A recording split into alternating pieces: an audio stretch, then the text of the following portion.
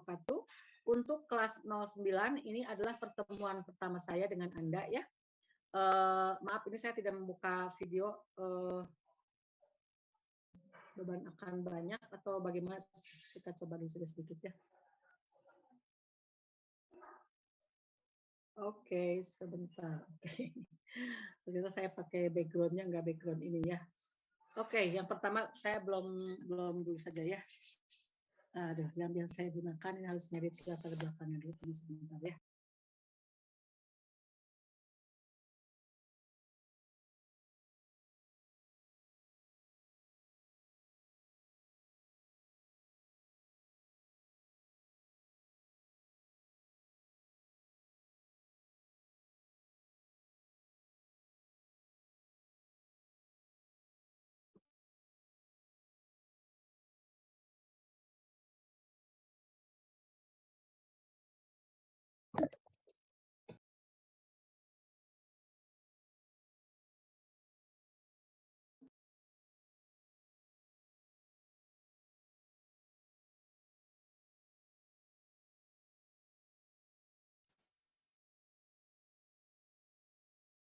Mohon maaf saya masih ngedit ya. Sedikit. Oke lah. Saya buka sedikit ini background-nya, saya biasanya nggak pakai ini, tapi bukan nggak tahu background-nya harus diotak-atik lagi ya. Perkenalkan nama saya Ibu Neni Surtieni. Saya mengajar dengan kelas 08 sudah ini pekan kelima. Saya sudah koordinasi dengan Pak Rijal Kurniadi dan kita sepakat pada pekan kelima ini kita akan masuk ke topik medan magnet ya. Saya tutup dulu ya videonya. Kita akan masuk ke topik medan magnet. Jadi kemarin saya agak kayaknya yang ngebut itu Pak Rijal Kurniadi ya, karena saya lihat di CX Pak Rijal Kurniadi tidak mengisi jam tutorial. Kalau kelas 08 kita selama 4 pekan ini saya mengisi jam tutorial. Karena ini kelas gabungan, jadi saya mungkin tidak akan terlalu lama perkenalan dengan 09. Jadi tiap hari Senin kita akan kuliah kelas gabungan 08 dengan 09. Kemudian yang 1 jamnya karena ini 3 SKS. Untuk kelas 08 akan hari Rabu pagi dan untuk kelas 09 akan hari Selasa pagi. Ya, kita yang 1 jam terpisah. Kemudian untuk yang hari Kamis Anda jam tutorial, Anda akan tutorial dengan Mas Cahyo. Untuk kelas 08 tutorial dipindah ke hari Rabu karena Mas Cahyo nggak bisa hari Selasa sore. Jadi jam tutorial saya isi untuk kuliah di hari Selasa sore ya, pindah ke tutorial kelas 08 pindah ke Rabu pagi jam 6.20 mohon maaf ya sampai dengan jam 8 begitu. Dan ingatkan saya pada hari Selasa untuk kelas 08 hanya 1 jam saja atau 50 menit jam 1 jam 2 sampai jam sebelum jam 3 selesai begitu ya. Oke, itu kesepakatannya. Perkenalan saya dengan kelas 09 nanti akan saya lakukan di hari Kamis ya. Hari Kamis kita tidak ada tutorial, tapi kita akan bertemu di kelas 09 untuk menyamakan materi. Saya akan memegang 2 SKS, sedangkan Pak Rizal Kurniadi 1 SKS dan beliau meminta di awal semester. Jadi ke belakang ini tanggung jawab saya untuk 2 SKS sampai nanti selesai ujian akhir begitu ya. Nah nanti mungkin saya lihat Pak Rizal Kurniadi di WA memberikan catatan tulisan apa di Jamboard begitu ya, di Jamboard catatan. Nanti mungkin saya kepada Anda akan memberikan kelas 08 sudah terbiasa. Jadi yang saya berikan nanti adalah contohnya seperti ini ya. Saya langsung saja masuk ke topik sekarang tentang gaya dan medan magnet. Jadi nanti ada 2 slide. Ada dua file ya. Yang satu ini tulisan catatan tangan saya. Ini pengalaman saya mengajar online, itu mengajar menggunakan Jamboard dan saya tidak sempat menulis banyak hal begitu ya. Sehingga akhirnya saya lengkapi dengan tulisan tangan saya dan nanti hal-hal yang memerlukan penjelasan akan saya jelaskan di papan Jamboard. Kebetulan masalah delay yang selama 2 tahun ini saya temukan menggunakan tablet saya, pekan lalu sudah rasanya saya berhasil memecahkan dengan ternyata nggak repot-repot ya, tablet saya sambungkan pakai kabel ke laptop saja menggunakan kabel charger biasa. Oke, itu hasil searching saya lewat YouTube dan tadi sudah saya coba di kelas yang satunya lagi, saya megang 3 kelas. Papan Jamboard saya delay-nya segitu dianggap normal begitu ya.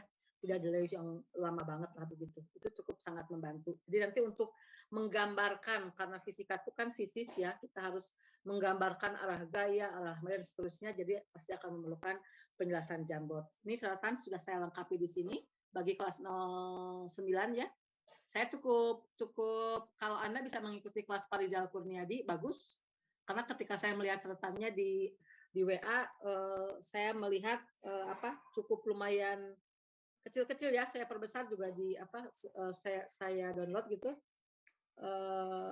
Silahkan saja, apapun yang Anda peroleh dari Parijal Kurniadi silahkan.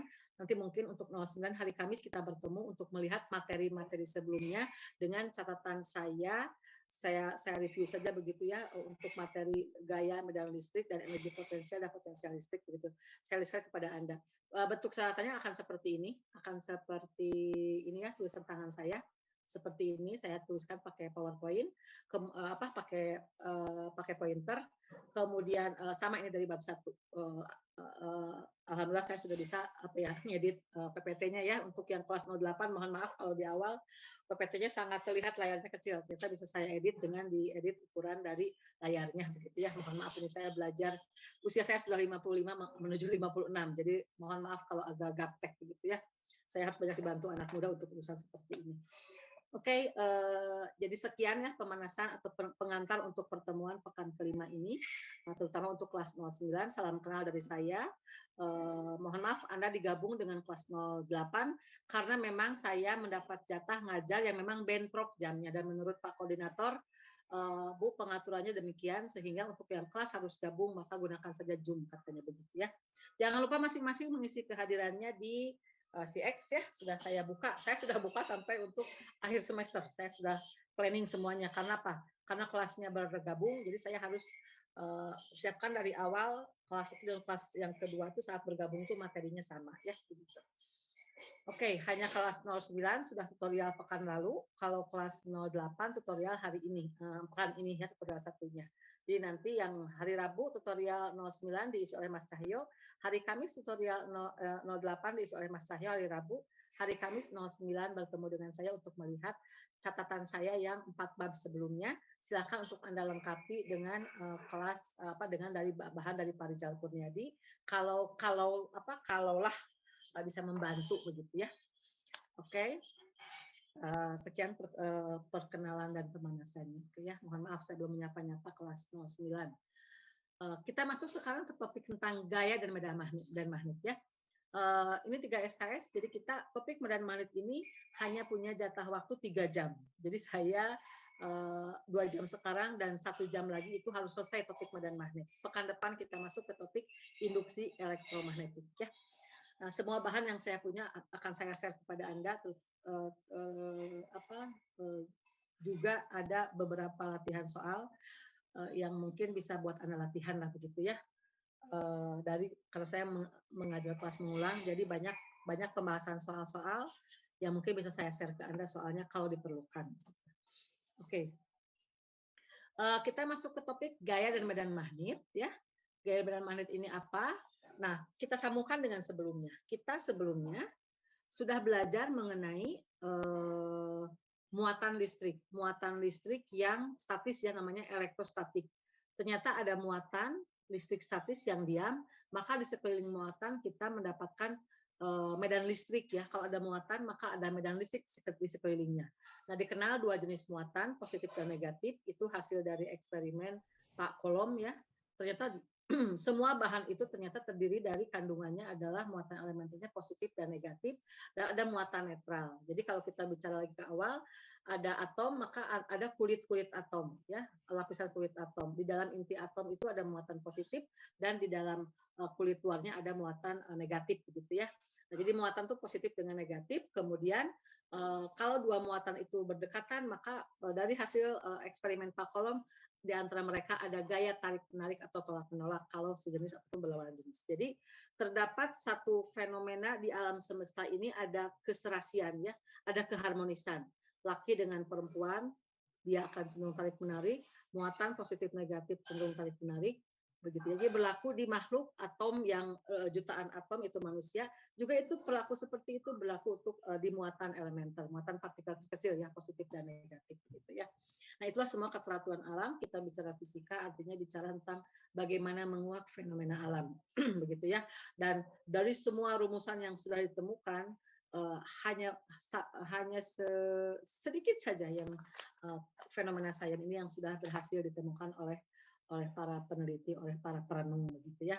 Kalau Anda lihat sejarah, misalkan Anda nonton film-film Amerika, Anda lihat ya, tahun 1850 sebelum 1900 di Amerika pun dunia masih gelap ya, orang masih berkendaraan dengan kuda, menggunakan lampu penerangan biasa begitu ya, seperti lampu cempor begitu saja gitu ya, lentera biasa begitu. Nah, berarti dalam 2 abad ini perkembangan teknologi demikian dahsyat begitu ya. Terutama Anda dan saya hidup di masa di mana terjadi perubahan apa ya? Perubahan teknologi yang cukup dahsyat ya, yaitu dari dunia offline kita pindah ke dunia online. Itu dari mana? Nah, sebetulnya basic dari kehidupan kita yang sekarang berpindah sebagian besar ke dunia maya ini, itu adalah dari ditemukannya listrik dan magnet, begitu ya. Nah, topik listrik sudah kita bahas yang lalu, ya. Kita sampai membahas kapasitor. Kapasitor itu artinya wadah buat menyimpan muatan listrik. Karena ternyata di sekitar muatan listrik ini, ketika muatan positif dengan negatif atau antar muatan bertemu, mereka timbul gaya. Ketika timbul gaya positif dengan positif saling tolak-menolak, maka ada gaya, ada perpindahan, timbul usaha. Sehingga akhirnya dirumuskanlah energi potensial listrik begitu ya. Dan potensial listrik yaitu energi potensial dibagi dengan muatan. Nah, ada gaya, ada medan, ada potensial, ada energi potensial, itu semua adalah yang dimiliki oleh muatan listrik statis. Kemudian dikembangkan lagi apa nih device untuk menampung si muatan tadi.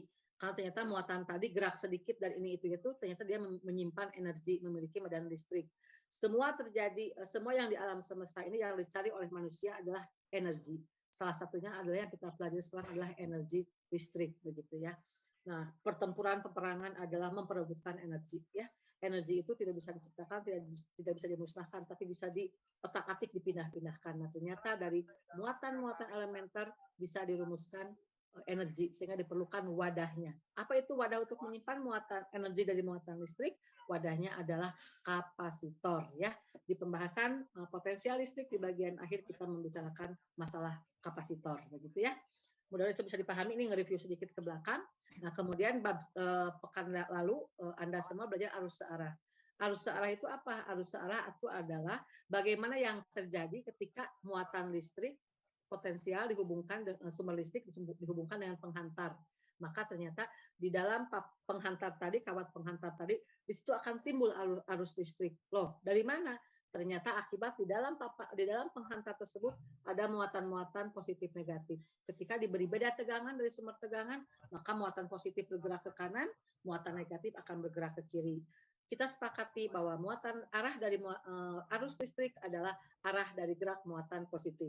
Itu pekan lalu ya, sampai dibikin rangkaian yang terdiri dari resistor dan kapasitor rangkaian RC. Kalau di kelas 08 kita sudah bahas mengenai rangkaian RC ya. Bagi 09 yang belum, nanti Kamis kita coba sambungkan ya. Mungkin ada dari 09 yang belum yang sudah tapi perlu catatan lebih lengkap, silahkan gunakan nanti catatan tangan saya ya. Halo, ini ada yang terdengar suara apa ya?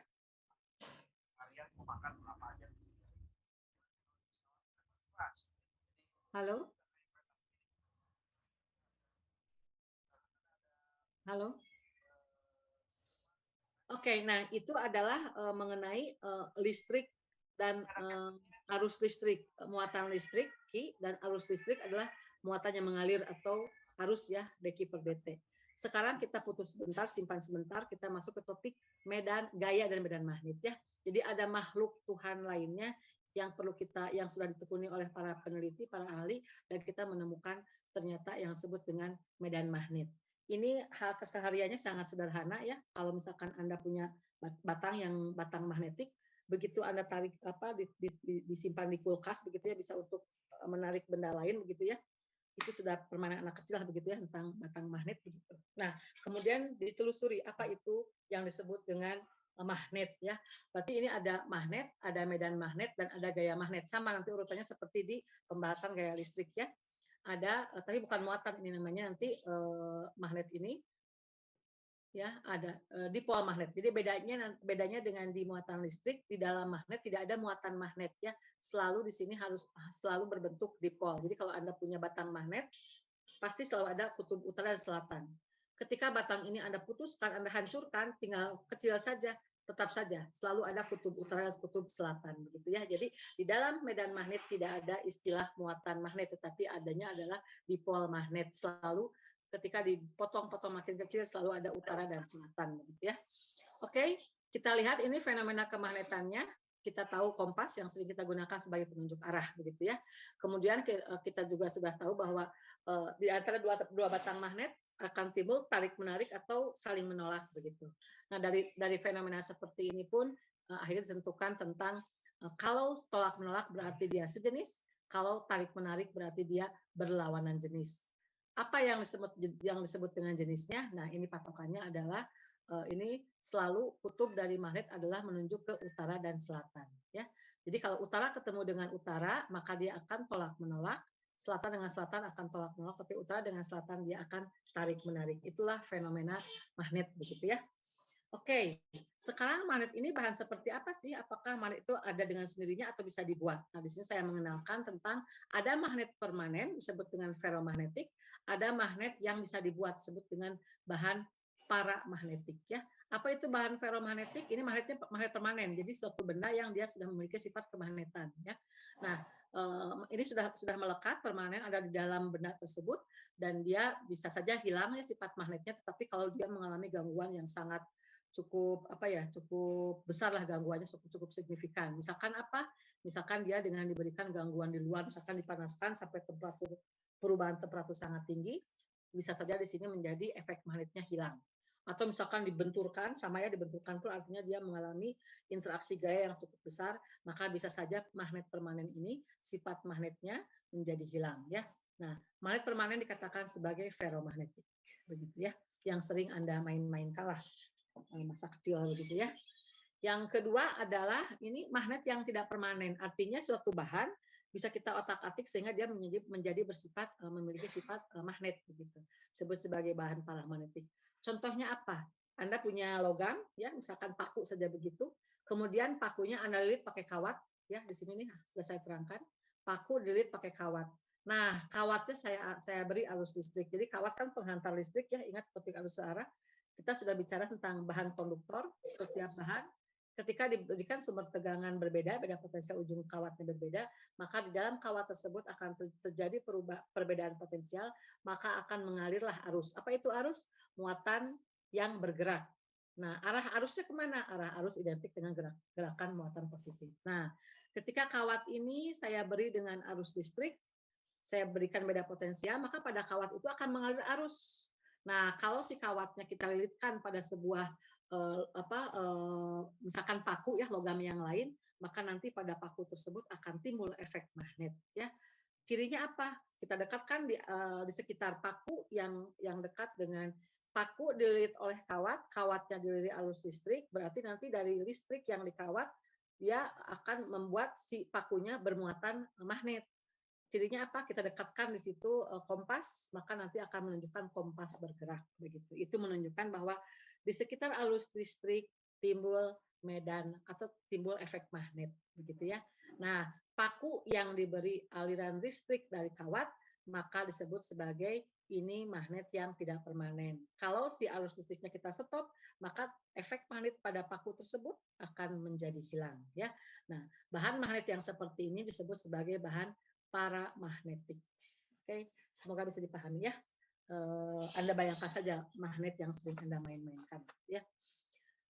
Oke, yang berikutnya ini sudah ya. Kemudian sama ini pun ternyata di dalam batang-batang magnet seperti ini berlaku juga persamaan seperti ini. Gaya tolak dan gaya tariknya berlaku seperti ini. Ada tetapannya, ada kekuatan magnet yang ke satu, kekuatan magnet yang kedua, dan ada jarak antar magnet. Jadi begitu cantiknya, begitu indahnya bahwa di alam semesta ini ternyata semua memiliki keteraturan yang sama ya. Kalau mau percobaan juga ini misalkan makhluk laki-laki, ini perempuan, jaraknya berapa, ada gayanya. Kalau Anda mau bikin eksperimen boleh saja. Nanti apakah ada sebuah konstanta di sini penghubungnya? Ya, begitu. Oke, konstantnya terkait dengan apa? Nah, silakan ya. Jadi semua di alam ini memiliki keteraturan, gitu ya. Oke, di sini sudah saya tuliskan apa itu M1, M2 ya, kekuatan kutub pertama, kekuatan kutub kedua, dan jaraknya. Gitu, ya. Ini bentuk persamaannya sama seperti di hukum Coulomb ya. Di sini saya beri keterangan bahwa ada bedanya. Karena apa? Di magnet tidak ada muatan magnet ya. Yang ada adalah selalu kutub utara selatan ya. Jadi kalau kasus magnet kalau diidentikan dengan di listrik itu sama dengan dipol ya. Anda sudah pelajari, mohon maaf kalau yang bagi yang dipol saya pikir dibahas ya. Dipol listrik itu adalah dua muatan pada ujung-ujung seperti ini. Yang satu muatannya, kalau yang satu muatannya negatif, maka di ujung yang lain muatannya positif, maka jarak di antara keduanya itu adalah D. Itu disebut sebagai dipol listrik ya. Ini dipol listrik. Nah, dipol listrik ini identik dengan kasus magnet ya, yang selalu ada dua kutub ya, selatan utara begitu. Nah, jadi kalau kasus berdekatan, ini saya sudah tuliskan ya, ini berlaku untuk jarak yang dekat persamaan ini ya, tapi tidak berlaku untuk jarak yang jauh ya, karena ini kasusnya dipol listrik, karena ini dipol magnet tidak ada, monopol magnet tidak ada ya. Nah, untuk gaya listrik untuk dipol akan seperti ini, ada jaraknya masing-masing ya. Muatan ini dengan ini menjadi min Q kuadrat per R, muatan positif dengan muatan negatif, muatan positif dengan muatan negatif, muatan ini dengan ini, juga ini dengan ini ya, sudah saya tuliskan begitu ya. Di situ perbedaannya ya antara listrik dengan magnet. Berikutnya lagi yang harus Anda pahami, misalkan Anda punya jarum magnet, punya jarum nih ya, jarum magnet, kemudian punya batang magnet, batang lebih besar ya. Nah, misalkan batang ini adalah arah utara, pada batang ini arah selatan. Nah, nanti ketika didekatkan dengan jarum magnet, maka si jarumnya akan berubah geraknya. Maka di sini akan terjadi kutub utara nempel ke kutub selatan magnet, kutub selatan jarum akan nempel ke kutub utara batang magnet ya. Jadi akan dikendalikan oleh massa magnet yang lebih besar, begitu ya. Nah, seperti ini. Jadi ini yang berlawanan jenis akan saling tarik menarik. Dia saling tarik menarik. Jadi seperti ini.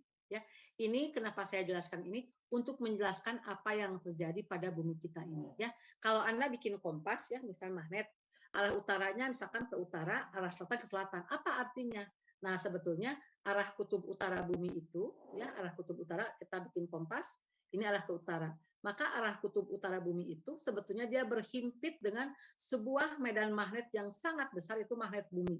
Nah, magnet buminya menunjukkan dia sebagai kutub selatan. Jadi magnet bumi ini, bumi yang besar ini itu adalah sebagai sebuah medan magnet yang sangat besar. Nah, kutub utara kompas itu berarti menunjukkan kutub selatannya magnet bumi ya. Jadi di kutub utara sebetulnya situ adalah kutub selatannya dari magnet bumi. Kompas menunjukkan ke selatan, sebetulnya dia menunjukkan dia kutub utara dari magnet bumi ya. Gambaran ini sama seperti ini ya. Ini dianggap sebagai buminya, ini dianggap sebagai kompas yang kita di permukaan bumi ya. Kalau mengukur sesuatu, oh itu arah utara. Nah, arah utara menurut kompas itu adalah kutub selatan dari magnet bumi yang sangat besar ya. Oke, mudah-mudahan bisa dipahami, bisa diikuti. Halo.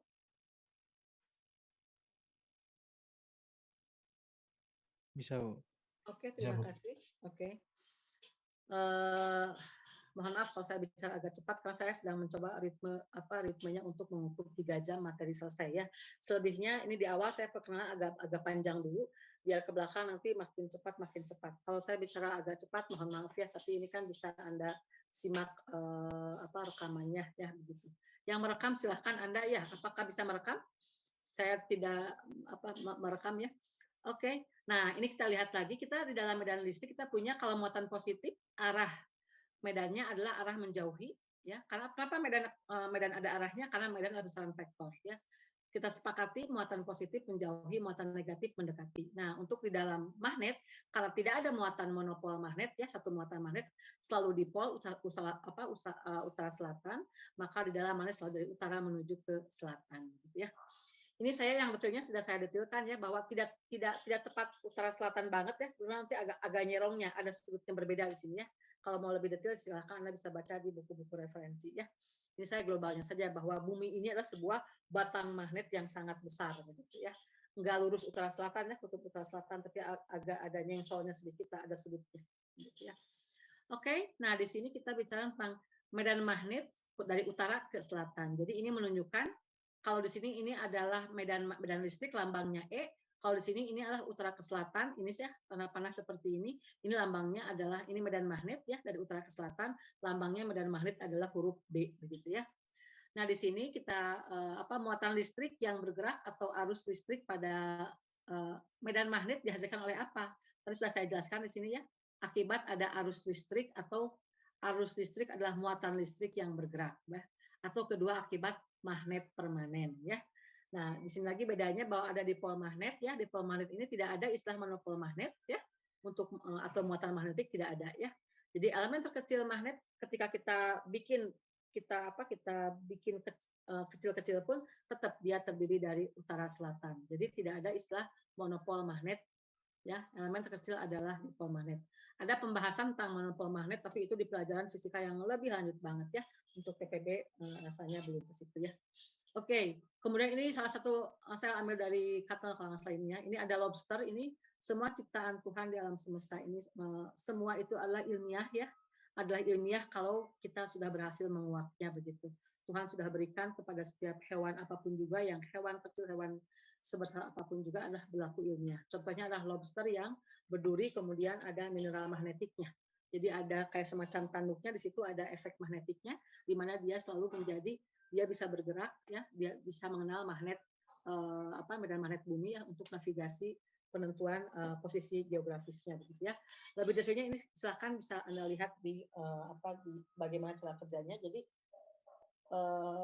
kalau manusia sudah diberi kelebihan dengan kemampuan berpikirnya, kemampuan alamnya, kemudian sebetulnya Tuhan sudah ciptakan di alam semesta ini adalah berbagai macam fenomena untuk diteliti oleh manusia ya. Silahkan Anda tentukan nanti ke depan minat bakat Anda, katakanlah ingin memahami ahli di bidang apa begitu.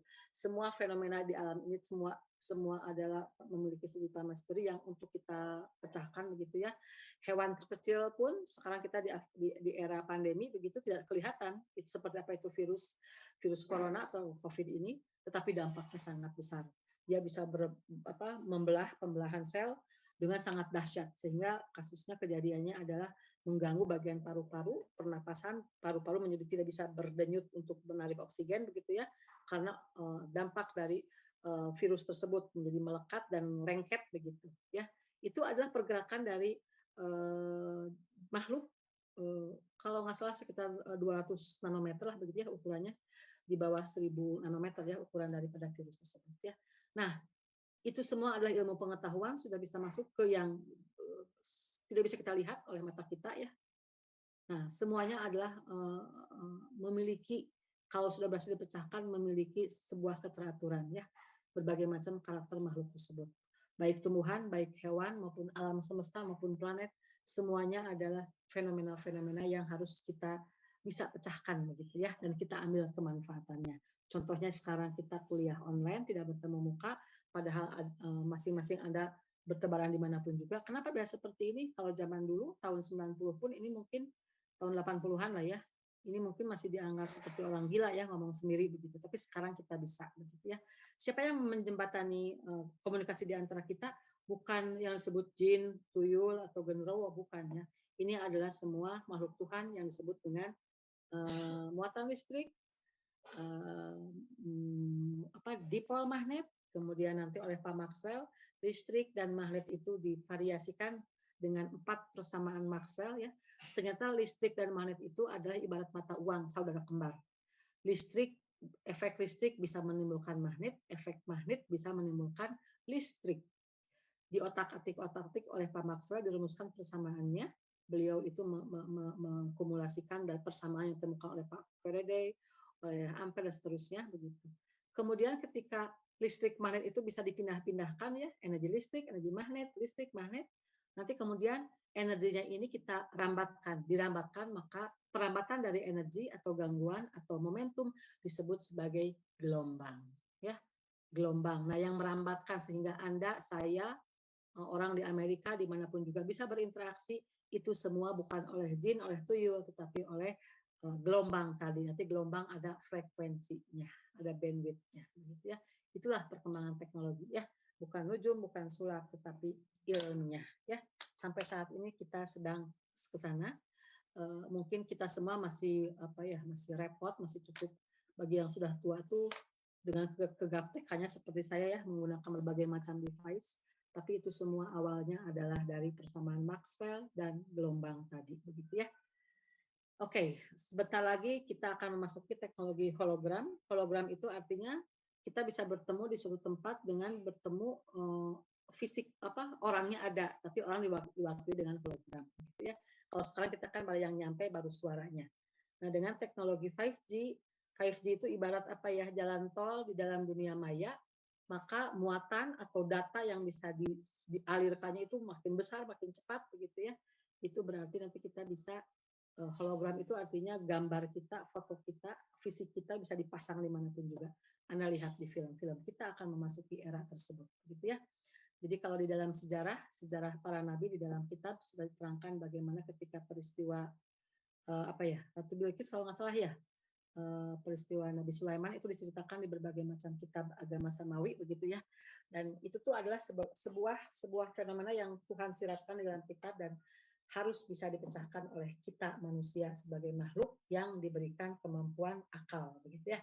Malaikat tidak bisa, makhluk lain tidak bisa, hanya manusia yang bisa menguak ini. Kuncinya apa? Kuncinya adalah kuasailah ilmu pengetahuan dan bagaimana cara belajar. Cara belajar adalah ada juga ya ketentuannya ya, begitu. Ini kita baru belajar tentang fisika dasar saja ya. Semoga itu sebagai penghantar untuk medan magnet bisa Anda pahami bahwa kita sedang menceritakan apa sih ini, sebuah novel kehidupan di mana kita bumi ini menjadi lebih terang benderang dalam 2 abad ini. Kalau lebih ingin yakin, lihat Amerika pun di film-film masa lalu tahun 1850 masih gelap, begitu ya. Dan dalam 2 abad inilah kita melakukan lompatan-lompatan dari sisi sains teknologi, begitu ya. Tapi ingat, kita adalah makhluk Tuhan yang paling mulia di hadapan Tuhan. Jangan sampai sains teknologi menjadi pengendali kita, tapi kita mengendalikan sains teknologi untuk diambil kemanfaatannya untuk kesejahteraan hidup manusia. Dengan komunikasi, dengan kehidupan sebagian pindah ke dunia maya, artinya kita sudah bisa memangkas kemacetan di jalanan, walaupun Bandung tetap macet ya. Oke. Semoga bisa dipahami sebagai pengantar saja itu. Ini maaf tulisan agak buram. Di sini saya mau masuk mulai ke topik. Setelah kita menggambarkan besarnya seperti apa itu medan magnet ya, benang merahnya gitu ya. Dilihat dari perkembangan keilmuan, ditemukannya listrik magnet, kemudian oleh Pak Maxwell listrik magnet, kemudian oleh gelombang maka energi magnet, energi listrik magnet atau elektromagnetik ya, energinya momentumnya dirambatkan dengan konsep gelombang gitu ya. Sekarang kita mau masuk lebih dalam tentang seperti apa sih perilaku dari makhluk yang disebut dengan dipol magnet ini ya, karena selalu kutub utara selatan gitu ya. Cara berpikirnya akan sama seperti di gaya di muatan listrik ya. Hanya bedanya bahwa di sini tidak ada monopol magnet, itu aja. Oke. Nah, gaya magnet ini siapa yang pertama menemukannya? Ini Ørsted dengan penelitiannya ya, bahwa ada arus dalam sebuah kawat dapat menimbulkan efek magnet. Tadi saya sudah ceritakan depan. Kawat dikasih arus listrik, dekatkan dengan paku, pakunya memiliki efek magnet. Ya, begitu. Diukur pakai kompas saja begitu ya. Oh, berarti ini ada arus listrik menghasilkan efek magnet ya. Nah, kita sudah belajar di dalam pembahasan kemarin gaya listrik ya, kalau ada muatan, ada medan, maka akan timbul gaya. Q dikalikan E adalah gaya ya. Maka pertanyaannya, kalau ada muatan, ada medan magnet, apakah akan timbul gaya magnet begitu ya? Ini pertanyaannya. Nah, kemudian kalau menghasilkan gaya, maka kalau ada gaya, kalau si muatan tersebut, si partikel ini memiliki massa, maka gaya sama dengan menurut Newton di mekanika di semester 1, ini adalah M dikalikan A ya. Maka kalau ada gaya akibat Q dengan B, maka akan ada gaya, maka gaya sama dengan massa kali percepatan si massa muatan ini ya, maka itu artinya ada percepatan. Maka kalau ada percepatan, ini artinya harus ada gerak, begitu ya. Nah, oke, saya lompat saja bahwa kesimpulannya gaya magnet ini bisa timbul ada medan magnet, tetapi di sini untuk Q-nya yang sedang bergerak. Ya, percepatan artinya dia punya gerak. Ya, maka muatan Q tersebut harus bergerak. Karena kalau Q-nya diam, gaya magnetnya tidak ada. Ya, jadi kalau Q diam itu artinya apa? Si tadi ya kawat yang melilit paku tadi dia tidak ada muatan yang bergerak, jadi kawatnya tidak di arus listrik, kawatnya diam aja di dalam apa muatan positifnya diam saja di dalam kawat, maka tidak ada efek magnetnya. Ketika dikasih arus listrik di dalam kawatnya, artinya ada partikel yang bergerak, ada muatan yang bergerak, maka baru kita merasakan ada efek magnet. Jadi, nah kaitan B dengan Q akan menghasilkan gaya magnet. Ya, kalau sini kan muatan yang diam timbul medan magnet, muatan dengan medan magnet akan timbul gaya ya, ini topik sebelumnya. Nah, di sini berarti muatannya harus sedang bergerak. Kalau diam tidak ada efek gaya tersebut, begitu ya. Itu yang pertama. Kedua, masalah arah. Ternyata si muatan tadi dia bergerak dengan kecepatannya berapa. Nah, arah gerak dengan arah B itu harus tegak lurus atau harus tidak searah begitu ya. Jadi ada hubungan antara arah gerak muatan dengan B dan dengan gaya. Gaya vektor punya arah, B juga vektor punya arah, maka Q yang tadi harus bergerak berarti dia memiliki kecepatan, maka kecepatannya pun punya arah. Harus ada arah antara gerak partikel dengan medan magnet ya, ada arahnya begitu. Dua poin ini ya. Nah, kemudian dari hasil eksperimen tersebut disimpulkanlah bahwa medan magnet tersebut adalah gaya dibagi Q kalikan V. Jadi muatannya bergerak, kecepatannya V, kemudian di situ timbul ada gaya, maka di situ akan timbul efek magnet begitu ya. Nah, rumus ini kemudian disimpulkan sebagai gaya sama dengan Q kalikan V kalikan B. Nanti di sini ya. Q kalikan V kalikan B. Kenapa ada cross? Nanti kaitan dengan yang ini. Ya.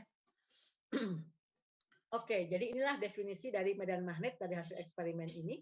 Medan magnet tandanya B, kemudian ini adalah daerah di sekitar muatan listrik yang bergerak atau di sekitar arus listrik. Kalau muatannya diam, maka efek magnetik ini tidak ada. Begitu ya, sesuai dengan tadi yang saya sampaikan di awal ya, kawat yang dikasih arus listrik. Oke. Itulah yang disebut dengan medan magnet. Ya. Oke, apa ini? Ada sedikit saya berikan catatan. Dalam atom atau molekul ada juga gerak, ya, elektron mengelilingi inti atom. Maka di sini pun akan menghasilkan efek magnet, ya. Jadi intinya bahwa kalau ada muatan bergerak, maka muatan bergerak itu adalah arus listrik, maka dia akan menghasilkan efek magnet pasti begitu ya. Kalau muatannya diam tidak. Nah, ini saya sebagai catatan tambahan saja. Maka kalau kita punya apa ya, saya sebentar ke sini misalkan gini ya, kalau saya misalkan di sini punya muatan di pusat positif ya di sini, maaf harus saya pakai ini ya, pakai sebentar di sini. Nah di sini kalau saya misalkan punya muatan di sini, oke, saya di inti atom punya muatan positif, maka ini kan kulit atom di sini ya, ini kulit atom. Maaf ya kalau nggak bulat ya. Di sini adalah muatan elektron. Nah, ini kan yang ini saya hapus ya, yang ini maaf saya hapus. Kenapa jadi bergerak ke sini? Oke, pointer. Saya hapus dulu yang ini. Oke, pointer lagi. Pen, ya ke pen. Maka di sini saya kalau pakai Wacom belum tampil. Ini elektron di kulit atom, ini di dalam atom ada proton. Nah, ini kan elektron dalam kulit atom, mungkin Anda kenal di SMA itu tidak diam. Dia bergerak kan mengelilingi inti atom gitu. Nah, gerak ini mengelilingi kulit atom, mengelilingi inti atom, itu pun sama. Ini ada muatan bergerak, maka ini akan menghasilkan efek magnet ya. Di situ para peneliti sampai menekuni seperti ini nanti melihat dampak atau efek magnetik dari gerakan di dalam sebuah atom. Ini ada efek magnetik timbul dari seperti ini, gitu ya. Kenapa sebuah material bisa menjadi bermuatan menjadi memiliki sifat magnetik? Yang penting ada gerakan muatan tersebut ya. Oke, saya lanjutkan lagi itu sebagai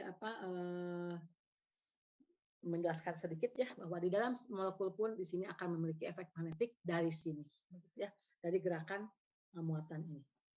Oke, kemudian seperti dalam menyatakan dengan kalau kita kan di pembahasan hukum Gauss kita sudah menggambarkan tentang garis-garis gaya listrik, maka di sini pun nanti kita nyatakan ada garis-garis gaya magnet ya, garis-garis gaya pakai induksi ya dalam kurung ini magnet begitu. Nah, kita juga punya pengertian flux magnetik. Flux magnetik adalah jumlah garis gaya magnet yang menembus tegak lurus permukaan. Ini sama persis cara berpikirnya dengan pembahasan pada topik hukum Gauss ya. Tidak akan saya ulang, oke? Nah, di sini misalnya flux medan magnet sama dengan flux magnetik sama dengan integral tertutup medan magnet dot dA ya. Ini gaya ini dinyatakan dengan jumlah garis gaya magnet ini ya, medan magnet dot dA. dA adalah sama seperti di pembahasan sebelumnya, luas permukaan yang ditembus oleh garis-garis gaya magnet ya. Nah, nanti kita lihat gambar ini ya. Ini ingat arah B dengan arah bidang permukaan itu ada dotnya. Berarti ini bernilai cos begitu ya. Sama seperti di kasus sebelumnya bahwa garis-garis gaya kalau saya punya gambar seperti ini, di sini kan rapat nih garis-garis gaya magnetnya. Berarti di sini garis yang rapat ini menunjukkan B-nya lebih besar dibanding di daerah sini. Begitu ya. Garis rapat B-nya lebih besar, garis renggang B-nya lebih kecil. Karena B ini adalah vektor ya, B inilah vektor, maka punya besar dan punya arah. Untuk besarnya dinyatakan dengan rapat dan renggangnya garis gaya magnet. Untuk arahnya arah garis singgung. Sama persis seperti di pembahasan medan listrik ya. Arah garis singgung tegak lurus dengan arah garis singgung dari garis gaya magnet ini ya. Kalau di sini ini arah B-nya ke sini, kalau di titik sini arah B-nya tegak lurusnya, kalau di sini berarti tegak lurus saja ini arah garis singgung. Ini sudah saya gambarkan arah B di tempat masing-masing. Arah B selalu berubah ya mengikuti dari garis gayanya ya. Oke, kemudian apa di sini? Dalam medan magnetik ini garis gaya itu akan garis gaya magnetik keluar dari U menuju ke selatan ya. Kalau muatan listrik kan dari positif keluar menjauh, negatif akan masuk begitu ya. Ini selalu dari U ke selatan ya. Kemudian keempat, kerapatan garis gaya terbesar akan di kutub ya, lebih rapat ya. Menunjukkan bahwa B di sini lebih besar dibanding di daerah jauh di sini tengah ya. Oke, itu mengenai penjelasan mengenai kita sudah mendefinisikan mengenai medan magnetik. Oke, kita kembali yang di sini tadi bahwa efek magnet eksperimennya seperti ini. Kita lihat ini oleh percobaan Pak Lorentz ya. Pak Lorentz menemukan di sini merumuskan ini kalau ada muatan harus bergerak muatannya baru ada efek magnet ya. Misalkan ada muatan sedang bergerak. Nah, muatan bergerak itu pasti akan memiliki efek magnetik ya. Kemudian misalkan di dalam muatan yang bergerak tadi saya berikan ada medan magnet arahnya seperti ini. Jadi B seperti ini berarti ada medan magnet magnet di sini kutub U, di depannya kutub S, jadi ini arahnya ke arah sini gitu ya. Nah, ada muatan bergerak kecepatan V, di daerah tersebut ada medan magnet B, maka otomatis nanti muatan tersebut akan dipengaruhi oleh medan magnetik ini. Bagaimana pengaruhnya diteliti oleh Pak Lorentz ya. Maka nanti si muatan yang bergerak ke arah ini, arah sumbu X, dan di sini ada B arah ke sini, maka nanti muatan tersebut akan menjadi timbul gaya. Karena ada Q, ada V, ada B, maka akan timbul gaya sesuai dengan eksperimen ini. Gayanya berapa? Sama dengan muatan dikalikan kecepatan. Di sini cross ya. Ini vektor, ini vektor. B-nya adalah medan magnet, ini vektor kecepatan ya, muatan bergerak kecepatan V, dan cross ini menunjukkan sudut di antara nilai sin ya, sudut di antara V dan B begitu ya. Jadi ini besarnya gaya tersebut adalah Q besarnya Q kalikan besarnya V kecepatan kalikan besarnya B kalikan sin theta itu sudut di antara V dan B begitu ya. Nah, ini rumusannya. Nah, kalau kita lihat ya, kita lihat sini arah V ke sini, arah B ke sini. Nanti ini timbul gaya kan? Gaya kan vektor, dia punya arah. Kemana gaya? Kemana arah gaya? Gaya ini akan tegak lurus terhadap kecepatan, arah kecepatan. Gaya ini akan tegak lurus terhadap B. Ini tegak lurus, ya. Nah, berarti di sini kita lihat, berarti nanti F ini tegak lurus terhadap bidang yang dibentuk oleh kecepatan dan B ini ya. Ini membentuk bidang ya, kalau saya sambungkan membentuk bidang dengan sudut theta, ini gaya ini tegak lurus terhadap bidang yang dibentuk oleh V dan B ini ya. Nah, karena di sini ada ini adalah perkalian cross ya, vektor dengan vektor hasilnya adalah vektor. Menurut pelajaran vektor atau pelajaran di matematika, vektor dengan vektor menghasilkan vektor, maka di antara mereka perkaliannya harus perkalian vektor. Perkalian vektor ini menurut matematika itu haruslah bernilai sinusnya. Ini semua berlaku konsisten, begitu ya. Kalau kita membahas gaya dikalikan perpindahan, hasilnya adalah usaha. Karena usaha besaran skalar, maka gaya kali perpindahan itu harus perkalian dot. Karena apa? Karena usaha adalah skalar. Tapi di sini kecepatan, ini medan magnet, dua-duanya vektor, hasilnya ini menghasilkan vektor, hasil eksperimennya, menghasilkan gaya. Karena gaya besaran vektor, maka di antara mereka harus perkalian vektor. Ternyata ini pas dibuktikan sinkron terjadi. Demikian hebatnya semua perumusan yang terjadi di alam semesta. Matematikanya berlaku, fisiknya dapat. Begitu ya. Oke, kita lihat. Nah, kita dari persamaan matematika ini, kita lihat ya. Berarti kalau V dengan B-nya sejajar, V-nya ke arah sini, B-nya ke arah sini, berarti V dengan B sin 0 dong. Sin 0 akan 0. Hasilnya gayanya 0. Begitu ya. Tapi kalau V ini, misalkan dia tegak lurus dengan B, maka di sini menjadi sin 90. Sin 90 adalah 1. Berarti gaya akan maksimal ketika Q juga saling tegak lurus dengan B. Gitu ya. Jadi maksimum ketika V tegak lurus dengan B, 0, gayanya 0, ketika V dengan B searah. Ya. Jadi walaupun ini ada muatan bergerak mengalir, kemudian ada B juga, menurut yang kedua ini, kalau dia arahnya sama dia tidak akan menghasilkan gaya. Ya. Ini menghasilkan gayanya maksimum ketika antara ini dengan B, bahkan ketika dia saling tegak lurus, karena dari hubungan ini sin 90. Ya. Itu poinnya. Ya. Nah, kita tulis ulang kembali, persamaannya adalah gaya vektor gaya sama dengan Q kalikan vektor V cross vektor B. Ya.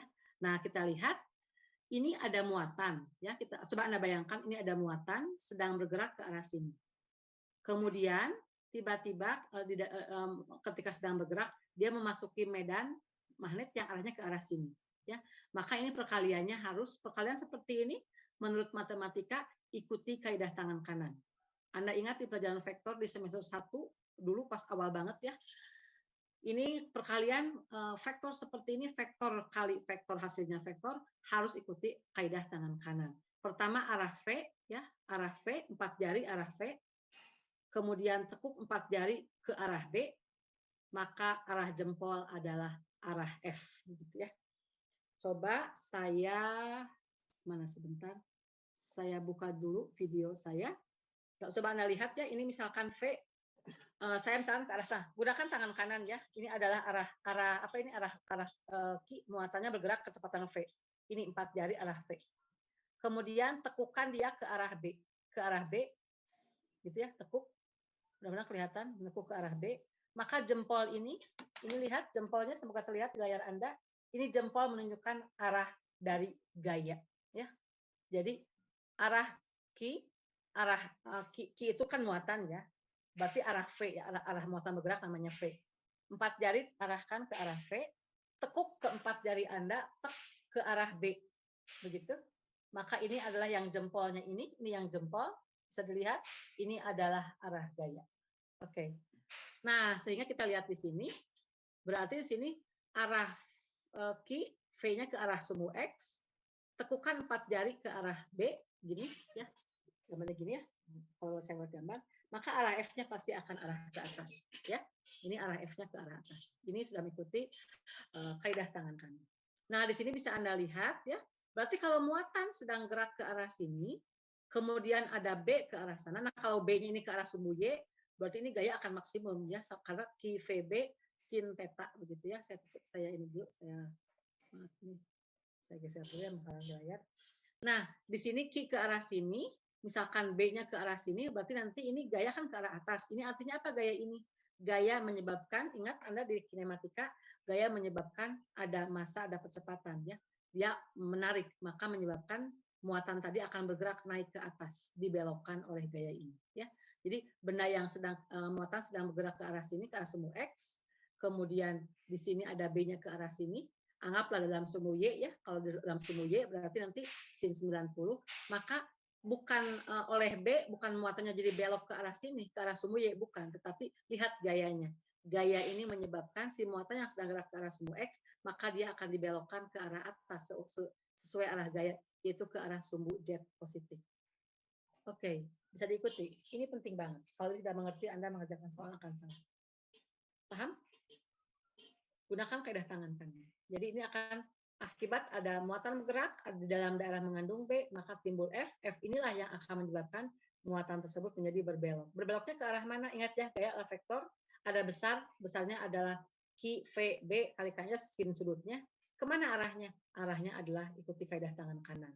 Jadi ini muatan akan dibelokkan oleh gaya yang ke arah atas, sehingga muatan tersebut akan bergerak melengkung ke arah atas. Ya, ke arah sumbu Z atasnya ya. Ke arah sumbu Z, gini, melengkung. Semoga bisa dipahami. Ya. Jadi Q0-nya dibelokkan ke atas ke sumbu Z positif. Ini kalau muatannya positif. Maka kalau muatannya negatif, sebaliknya dari muatan positif.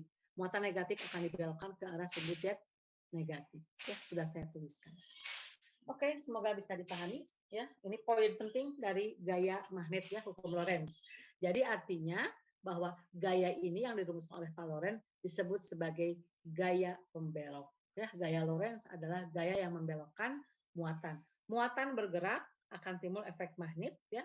Ketika muatan bergerak ada di dalam daerah mengandung medan magnet, maka muatan tersebut akan dibelokkan. Berapa besar gaya pembeloknya? QVB sin sudut antara V dan B. Kemana arahnya? Ikuti kaidah tangan kanan. Kaidah tangan kanan itu berlaku untuk muatan positif. Maka kalau di soal diketahui ini muatannya elektron atau negatif, maka akan sebaliknya dari muatan positif. Kalau dia ke sumbu Z positif, maka elektron atau muatan negatif akan ke sumbu Z negatif. Langsung begitu ya memahaminya. Jadi kaidah tangan kanan Anda gunakan buat muatan positif dulu, maka negatif adalah sebaliknya dari arah tersebut. Oke, itu gaya Lorentz untuk memecahkan mengenai gaya pembelok ya, muatan yang dibelokkan oleh BI tadi. Oke, sudah selesai gaya besar dan arah sudah. Sekarang tinggal satuannya, begitu ya. Kita lihat saja ini. Kita kalau gaya satuannya Newton, ini satuannya Coulomb, ini satuannya meter per detik. Maka satuan medan magnet, kita kan sedang mengurai tentang medan apa itu medan magnet ya. Medan magnet ini makhluk baru ya, medan magnet. Medan magnet itu sesuatu yang dihasilkan dari adanya dipol magnet begitu. Nah, kita akhirnya putuskan bahwa medan magnet satuannya adalah Newton per Coulomb meter per sekon. Newton per Coulomb meter per sekon atau dipindah ke atas Newton sekon Coulomb meter ya, begitu. Ini disebut sebagai Tesla ya. B satuannya dikatakan Tesla. Jadi Tesla itu sama dengan ini tadi ya, Newton ini per ini begitu. Atau ini dinyatakan dengan Weber per meter persegi ya. Jadi 1 Tesla sama dengan 1 Newton per ampere meter. Ini lihat Coulomb per sekon sama dengan ampere, ini adalah meter. Newton per ampere meter adalah Tesla. Nah, 1 Tesla ini sama dengan 10 pangkat 4 Gauss. Ya, ini pendefinisian saja, Anda tinggal pakai saja ya. Kaitannya seperti ini. Ini sudah ditemukan oleh para ahli ya, menemukan seperti ini. Oke, ini dasar banget mengenai penghantar intinya banget inti dari pengertian dirumuskannya medan magnet gitu ya. Saya rehat dulu sebentar. Ini kenapa tidak bisa? Oke. Saya keluar dulu. Oke, tidak perlu lah ya, saya hapus saja. Oke, kita masuk ke, tunggu sebentar, ini sudah, kita ke sini, ini contoh soal saja. Nah, ini contoh soal ya, yang harus saya jelaskan. Ini ada sedikit contoh soal, ini saya ambil dari Katnel. Ada proton, berarti proton itu elektron, tapi maksudnya positif ya, bergerak dengan kecepatan sekian, melalui daerah dengan medan magnetnya sekian, 54 Tesla. Ya. Kemudian sudut di antara B dan V adalah 30 derajat. Ya. Berapa gaya magnet pada proton? Pertanyaannya. Berapa percepatan proton? Nah, kalau diganti muatannya elektron bagaimana? Anda masukkan saja V sama dengan pointernya saya lupa. V gaya sama Q V cos B sudah diketahui ya, Q-nya tahu, ini protonnya, ini positif, proton segini muatannya sama dengan elektronnya, masukkan saja besarannya. V-nya adalah sekian, diketahui di soal, kemudian ini B-nya sekian, dan sudutnya diketahui 30. Ya. Maka sekian gayanya. Ya. Jadi kalau kembali ke yang tadi, berarti ini adalah, ini Q-nya diketahui proton, ini V-nya berapa, B-nya berapa, sudutnya 30. Gaya ini adalah sekian, tadi ya, sudah saya selesaikan ini. Ya. Nah, si proton tadi dia punya massa. Ini kan muatan. Muatan itu sekaligus dia punya massa. Lihat di buku referensi berapa massa muatannya, massa proton, massa muatan proton dan massa muatan elektron ada ya, ada muatan, ada massa ya, ada massanya. Massa proton adalah sekian. Kalau massa elektron ini pangkat minus 31 ya, lebih kecil massa elektron ya. Oke, berarti gaya yang ditimbulkan karena si proton punya massa, maka gaya per massa adalah artinya dia punya percepatan. Ya. Nah, kalau diganti dengan elektron, maka tinggal di sini gaya diganti dengan massa elektron. Ya, massa elektron, maka dia akan lebih kecil ya. Maka di sini hasilnya elektron akan bergerak lebih kencang. 10⁻17 ini 10⁻13. Karena apa? Karena massa elektron minusnya lebih besar, lebih kecil dibanding massa proton. Oke, semoga bisa dipahami. Nah, di sini saya agak mulai, kalau yang hadir sudah mengerti, maka saya di sini tidak akan menjelaskan terlalu detail ya mengenai belok kiri belok kanannya. Diasumsikan Anda sudah paham. Ya, saya rehat sebentar, mohon maaf. Sambil Anda silahkan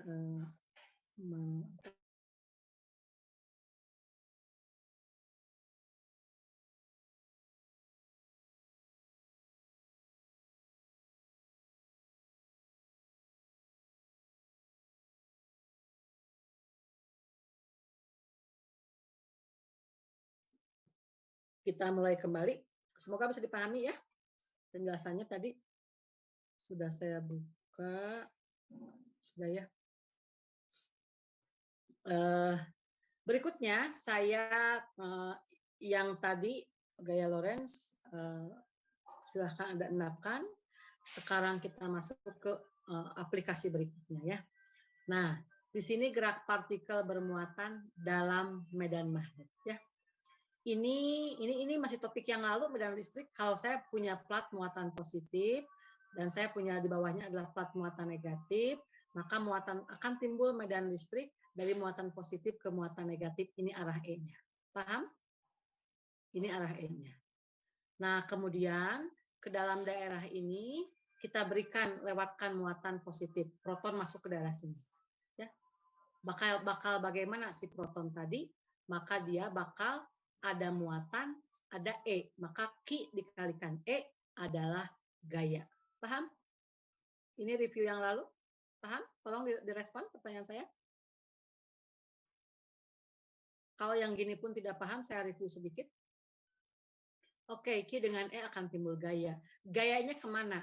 Nah, karena ini plat positif, ini muatan positif, maka arah E dengan arah gaya akan searah. Maka gayanya akan ke arah bawah juga. Ya. Maka akhirnya si muatan positif ini ketika melewati plat kapasitor seperti ini, dia akan dibelokkan ke arah gayanya arah ke bawah. Ya. Dia belokannya ke arah sini. Tapi kalau di sini muatan negatif, maka muatan negatif arah E ke sini, arah F-nya akan sebaliknya ke arah atas. Ya. Atau bisa dilihat juga kalau ini muatan negatif, maka negatif dengan positif bakal ditolak nih. Ditolak maka dia sebentar ditarik ya, bukan ditolak ya. Maka kalau muatan negatif ditolak dengan ini oleh negatif, dia akan merapat ke muatan positif, dia akan ke arah sini berbeloknya. Muatan negatif akan bergerak ke arah atas beloknya oleh E ini, kalau muatan positif akan ke arah bawah beloknya oleh E tersebut ya, oleh medan listrik. Medan listriknya dihasilkan oleh ini plat positif, ini plat negatif. Oke. Selesai ini topik gaya listrik ya, sudah kita pahami sebelumnya. Nah, sekarang dia misalkan lewat, nah kalau si muatan ini tadi, sekarang lewat di daerah yang mengandung medan magnet arah ini B seperti ini artinya arah bidang masuk permukaan kertas ya. Tanda ini artinya dia masuk ke permukaan bidang apa ini tanda, ini nggak kebaca ya, ini harusnya masuk ya. Masuk ke bidang permukaan kertas. Kalau tanda titik artinya tanda keluar bidang permukaan kertas gitu ya. Nah, ini kan muatannya positif nih. Coba kita lihat. Saya nyalakan lagi, mana ini videonya, supaya bisa kelihatan. Oke. Lihat di pojok sini ya.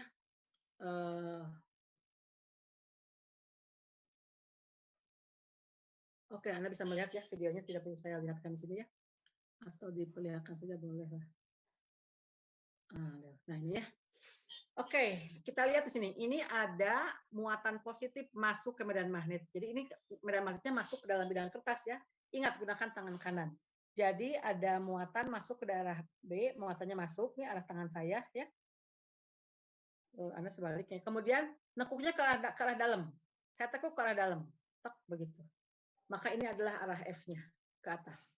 Maka F tadi akan membelokkan si muatan tadi. Maka si muatan ini akan dibelokkan ke arah atas. Gitu. Kalau muatannya positif, ya akan dibelokkan ke arah atas oleh B ini. Maka kalau muatannya negatif, beloknya ke arah bawah. Ke sini beloknya. Akan membentuk lingkaran dia. Muatan negatif ke arah bawah, muatan positif ke arah atas. Gitu ya. Oke, itu sudah dipahami ya dari yang tadi yang sebelumnya. Kita sekarang contoh kedua adalah tentang selektor kecepatan. Selektor menyeleksi seleksi kecepatan. Di sini ada partikel banyak nih, set begitu ya. Oke, kita masukkan ke sini muatan positif. Nah, di sini ini daerah yang mengandung ada muatan positif, muatan negatif. Ini plat positif, plat negatif, maka akan timbul E ke arah bawah ya. Akan timbul E ke arah bawah, maka ini kita masukkan muatan positif. Nah, oleh medan listrik, dia akan dibelokkan ke arah bawah. Begitu. Tapi di sini pun ada muatan, ada medan magnet nih, tanda silang ya. Kalau ada muatan medan magnet seperti ini artinya apa?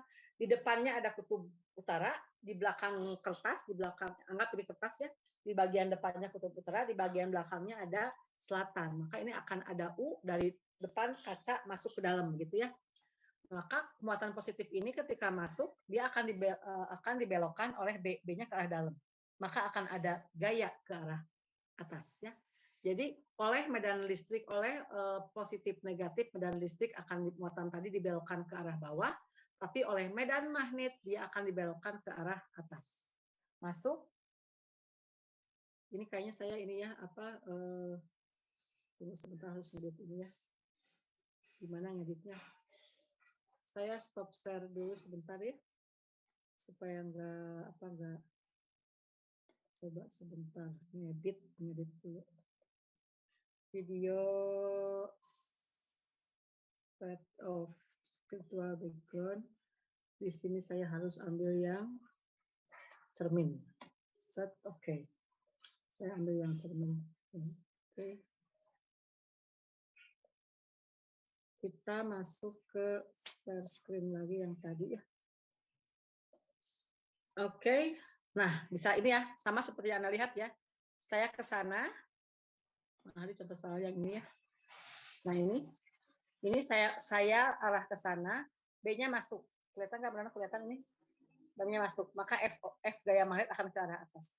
Jadi oleh mana ini, saya selalu ada yang lupa. Jadi ini oleh medan listrik akan dibelokkan ke bawah, oleh medan magnet akan gaya terbeloknya ke arah atas ya. Oleh medan listrik ini Fq dia dibelokkan ke arah bawah gayanya, oleh medan magnet ke arah atas ya. Maka kalau gaya listrik dengan gaya magnetnya sama, maka membuat si partikel ini akan bergerak lurus. Itu namanya selektor kecepatan ya. Menseleksi, memilih muatan yang bisa bergerak melewati ini ya. Selektor kecepatan. Oke, itu fisiknya ya. Di sini adalah gaya listrik, di sini adalah gaya magnet. Berarti di sini kalaulah mereka sama, Fe dengan Fb ini, gaya listrik atau Fe atau Fq ini sama dengan Qe, gaya magnet adalah QVB. Kenapa ini sin 90? Karena ini geraknya ke arah sana, B-nya arah masuk ya 90 derajat. Maka coret-coret kecepatan sama dengan E per B. Jadi tinggal Anda atur nilai E dan B, maka kita akan tahu kecepatan dari yang lolos ke sini tadi ya. Kecepatannya akan kita tahu. Namanya ini penyeleksi kecepatan begitu ya. Oke, cukup kita dengan mengatur nilai E dan nilai B-nya. Nilai E berarti kita atur besarnya ini nih, muatan ini supaya nilai E-nya sekian ya, dari positif ke negatif kapasitor. Nilai B berarti di depan kutub utara, di belakangnya ada kutub selatan, diatur supaya nilai B-nya berapa, sehingga ini menjadi sama nilainya, maka V-nya akan terseleksi V sekian gitu ya. Oke, berikutnya bagaimana kalau kalau berbelok? Nah, ini kalau nilai E dengan B-nya tidak sama, ya maka akan timbul kalau E-nya lebih kecil akan timbul kecepatannya lebih kecil dari yang ini ya, kecepatan lebih kecil. Nah, kalau FB lebih besar daripada FE, dia bakal dibelokkan kemana ini? Ke arah plat positif. Jadi ini yang besar adalah FB-nya lebih besar daripada FE ya, jadi arah ke atas lebih besar, maka dia akan lebih cenderung berbelok ke arah atas. Kalau FB lebih kecil, maka dia akan berbeloknya ke arah sini, akan berbeloknya tidak lurus lagi. Ya. Begitu. Oke. Kemudian ini saya pindahkan dulu. Kemudian ini gerak di sini yang harus Anda saya pindahkan ya. Oke, ini mudah-mudahan ini bisa dipahami ya. Kemudian berikutnya lagi, kita lihat lagi, di sini ada muatan bergerak, ya. Kemudian di sini kan ada gaya magnet ke arah atas, ada gaya listrik ke arah bawah, ya. Nah, lihat di sini, Q dengan F ini tegak lurus ya. F oleh magnet ke atas, F oleh listrik ke bawah. Sedangkan Q-nya bergerak ke arah sana, ya. Ingat di sini, kita ingat definisi ada gaya, ada perpindahan si muatan ini. Dia kan berpindah nih, bergerak ya. Kalau ada perpindahan, ada gaya, maka artinya ada usaha. Ya. Nah, di sini gayanya tinggal dilihat saja. Kalau gaya yang lebih besar gaya magnet, maka dia yang lebih dominan gaya magnet. Tinggal dijumlahkan secara vektor ya. Gaya adalah gaya listrik, gaya magnet tinggal kita jumlahkan ya. Begitu. Ini masih tanda plus karena di sini masih vektor. Kalau sudah tinggal besarnya saja, ini menjadi minus ya. Selisihkan karena QE ke bawah, gaya E ke bawah, gaya magnet ke atas ya. Nah, ada gaya, ada perpindahan, itu adalah ada usaha. Ya, kita lihat gayanya adalah selisih daripada gaya ini, F.ds. ds-nya perpindahan dari sini ke sini. Maka gaya dan perpindahan ini sudutnya 90 ya, karena perpindahan ke sana, gaya ke arah sini. Maka ini sama dengan cos 90 adalah 0 ya.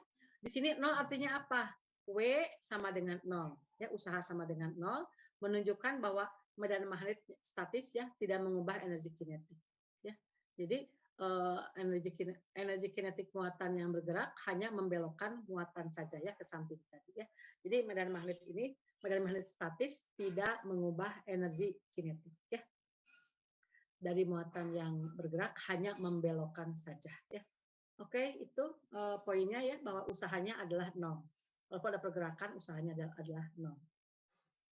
Oke, itu kasus ini. Berikutnya adalah selektor kecepatan sudah. Kita masuk ke siklotron gerak melingkar ya, lintasan melingkar. Kalau saya punya partikel proton muatan positif, ini plus Q. Kemudian proton ini dia bergerak di dalam daerah yang mengandung medan magnet.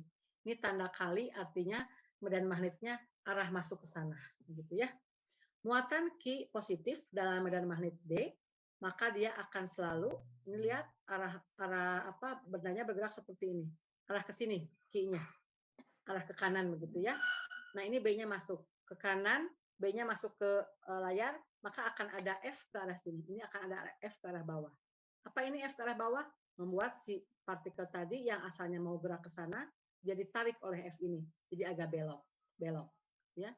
Oke, sampai ke sini. Ketika di sini pun, di sini muatan arahnya ke arah sana, kecepatannya timbul gaya QVB arahnya ke arah sini. QVB ya, arah F-nya ke arah dalam, maka dia akan dibelokkan. Sehingga kalau ada partikel partikel positif ya, proton, dia bergerak kecepatan V di dalam medan magnet arah masuk ke dalam, maka si partikel tadi akan dibikin gerak seperti ini. Begini arahnya. Akan gerak melingkar. Semoga bisa dipahami. Kalau muatannya negatif, langsung saja sebaliknya arah geraknya. Sini. Positif ke sini, maka Anda hitung kedatangan kanan pakai untuk muatan positif ya. Arah gaya masuk ya, membuat akibat gaya ke arah dalam, maka dia ingat ini gaya yang ke arah pusat lingkaran disebut sebagai gaya sentripetal. Dia akan dibelokkan terus bergerak seperti ini. Maka muatan negatif sebaliknya, begini bergeraknya. Ya. Oke, kita lihat ini gaya magnetnya adalah QVB. V dengan B-nya, V ke sini, B-nya masuk, sin 90, QVB saja. Akibat dari gaya magnet ini menyebabkan dia bergerak melingkar. maka gaya ini semua menuju ke pusat lingkaran. Maka gaya ini termasuk dengan gaya sentripetal. Maka gaya sentripetal kita sudah tahu di semester 1 adalah M kalikan V kuadrat per R. Ya. Maka ini coret V-nya, kita menemukan R sama dengan massa proton, kecepatan protonnya berapa, ini muatannya proton, ya muatan proton 1,6 kali 10 pangkat minus 19. Di sini B-nya berapa sih? Nah, itu akan menentukan sejauh mana jari-jari dari gerak melingkar si proton tersebut. Gitu ya. Jadi proton masanya ada, Q-nya ada, kecepatan yang diberikannya berapa, B-nya berapa. Maka nanti bisa kita tentukan berapa jari-jari dari gerak melingkar si proton tersebut. Ya. Ingat bahwa muatan bergerak di dalam B akan menyebabkan gaya Lorentz. Gaya Lorentz tersebut fungsinya adalah tidak merubah ini. Ya. Medan magnetik yang statis, jadi B-nya konstan, ya ini tidak mengubah energi kinetik muatan yang bergerak, tetapi hanya untuk membelokkan saja. Begitu ya. Jadi V-nya di sini energi kinetik menghasilkan V, V-nya adalah tepat ya. Begitu. Di sini nanti besarnya V dan B mempengaruhi pada besar kecilnya R. Makin besar medan magnetiknya, maka dia bergerak makin kecil jari-jarinya.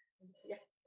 Oke, karena ini gerak melingkar, ya tentu artinya ada R ya, ada jari-jarinya.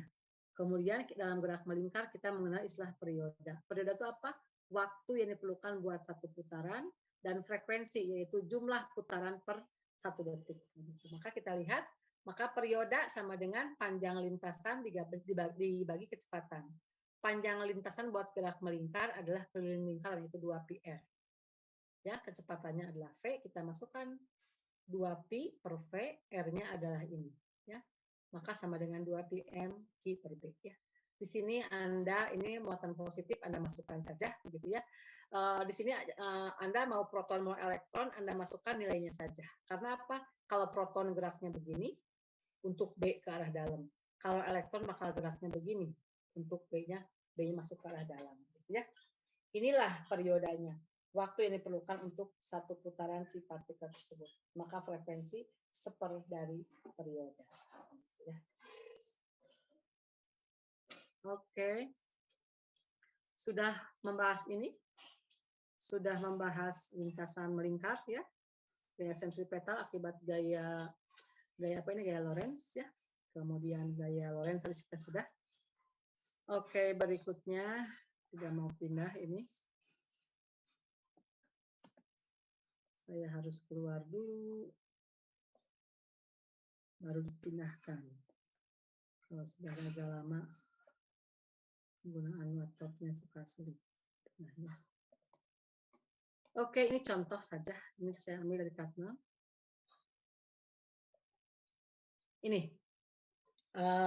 saya punya kapasitor, ini plat positif, ini plat negatif, ya. Berarti otomatis ini positif dan negatif diberi muatannya, maka akan timbul E ke arah sini ya. Kita sudah bahas di kapasitor. Kemudian katanya di plat yang negatif ini saya bolongin tengah-tengahnya nih. Ya, saya ada yang dibolongin lah pokoknya begitu ya. Nah, nanti dikasih lubang. Maka nanti ini dia akan bergerak ke sini, masuk ke lubang. Ketika ini di sini ada muatan proton positif ya. Awalnya diam di sini. Nanti dia awalnya diam, kemudian akibat dia ada positif, ada proton tolak menolak, nanti dia ada tertolak bergerak. Ini muatan misalkan banyak ya, dan yang satu ini dia masuk ke lubang ini, terseleksi ya, terseleksi masuk ke lubang ini muatan positif tadi, kemudian dia masuk ke daerah di sini mengandung muatan mengandung medan magnet ya, dan di sini medan magnetnya karena titik ya, ini artinya arah keluar ke sini ya medan magnetnya. Oke, apa yang akan terjadi kita lihat. Nah, tadi kita sudah tahu ya, ketika bergerak di sini ya, di sini dia berlaku energi mekaniknya konstan. Ingat ya, gaya listrik ini bersifat konservatif. Ini saya bahas di topik pembahasan energi potensial listrik. Ingat ya, gaya listrik bersifat konservatif.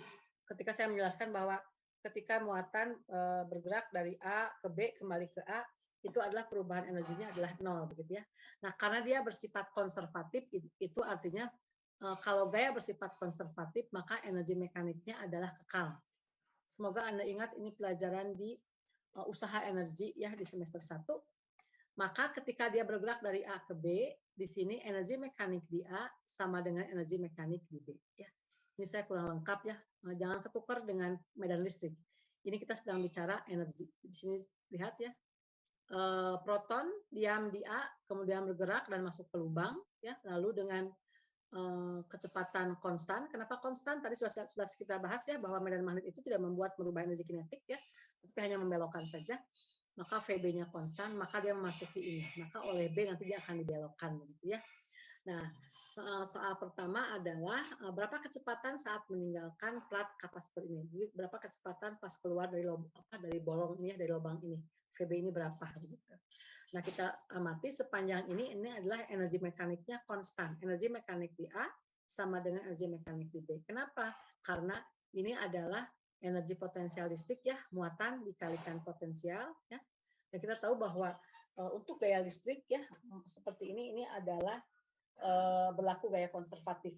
Konservatif berarti energinya adalah dalam satu siklus, satu loop, perubahan energinya adalah 0. Saya tidak akan mengulang lagi terlalu lama ya. Jadi energi di sini di A akan sama dengan energi mekanik di B begitu ya. Nah, energi mekanik itu adalah kinetik plus potensial. Karena kita sedang bicara gaya potensial energi potensial listrik, maka ini energi kinetik dari massa muatan proton ini setengah M proton kali VA kuadrat ditambah ini energi potensial Q dikalikan potensial di A ya. Ini adalah kinetik di B dan Q kali potensial di titik B begitu. Ini harus sama. Oke. Karena di A awalnya diam ini 0, maka menjadi VB ini VB Q VA ini ke kiri kan dulu jadi Q VA min VB ini 2 ke kiri 2 Q ini M-nya ke bawah massa proton ya. Inilah kecepatan keluar dari lubang ini. Silahkan. Kemudian setelah dia keluar kecepatan sekian, kemudian dia proton yang bergerak dengan kecepatan sekian tadi dia memasuki B. Maka oleh B dia bakal dibelokkan.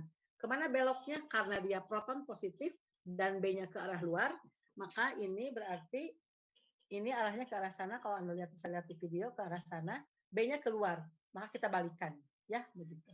Jadi B-nya ke arah luar sini, maka nanti F-nya akan ke arah bawah. Maka dia akan dibelokkannya ke arah bawah ke sini. Karena B-nya ke arah depan sini, ya keluar dari bidang layar laptop ini. Oke, jadi ini dibelokkannya ke sini. Untuk proton, kalau B-nya arah keluar, maka untuk elektron dia bakal dibelokkannya ke arah sana, ya. Oke, nah ini gaya pembeloknya QVB menyebabkan dia bergerak melingkar seperti ini. Inilah gaya sentripetal. F tadi ya, gaya Lorentz itu membelokkan dia. Jadi ini arahnya F-nya ke arah dalam sini, ke arah pusat lingkaran ke sini. Maka seperti kita cari R-nya sekian ya, yang tadi penerapan yang tadi R-nya sekian. Oke, semoga bisa dipahami. Ini soal contoh di Cardinal juga. Ini ada sinar alfa memancarkan 2 partikel katanya begitu ya. Alfa itu 42 ya. 42 itu berarti protonnya 2, elektronnya 2, ada neutron 2 ya. Oke. 2 partikel bergerak membentuk spiral seperti ini. 1 ke sini, 3 ke sini, 2 ke sini, dan 3 seperti ini ke sana. Ini berarti kalau titik-titik berarti dia arahnya adalah keluar bidang ya, B-nya begitu. Nah, dari sini Anda mesti bisa membaca dengan melihat bentuk ini apa, spiralnya seperti ini, Anda bisa menentukan yang ini muatan apa, yang ini muatan apa, gitu ya. Oke, kita lihat masuk, kemudian B-nya arah keluar, B-nya arah keluar berarti begini ya, masuk, B-nya arah keluar ke sana, ke depan layar, maka ini ada arah F ke arah bawah, ya. Jadi yang dibelokkan ke arah bawah ini adalah muatan positif. Otomatis yang ke arah sana ini adalah muatan negatif. Maka partikel 2 positif, partikel 1 negatif. Ya. Ini partikel 3 ke atas juga, berarti dia sama dengan muatan 1 yaitu negatif. Ya. Negatif ke arah atas, positif ke arah bawah. Ya. Kemudian apa bedanya negatif yang 1 dengan yang 3? Berarti ini beda jari-jarinya. Ya. Kalau jari-jarinya berarti ini yang membedakan adalah jari-jari bergantung pada massa, pada muatannya ya, M dan Q begitu ya. Jadi ini 1 dan 3 ini adalah untuk partikel yang berjenis negatif tetapi beda massa dan ini negatif tapi beda massanya. ya. Maka nanti R partikel 1 kan lebih kecil. Ini menunjukkan bahwa masanya lebih kecil dibanding partikel 3. Masanya ini lebih besar. Oke. Ada yang ingin ditanyakan 10:23 ya. Rehat sejenak ya, sebentar.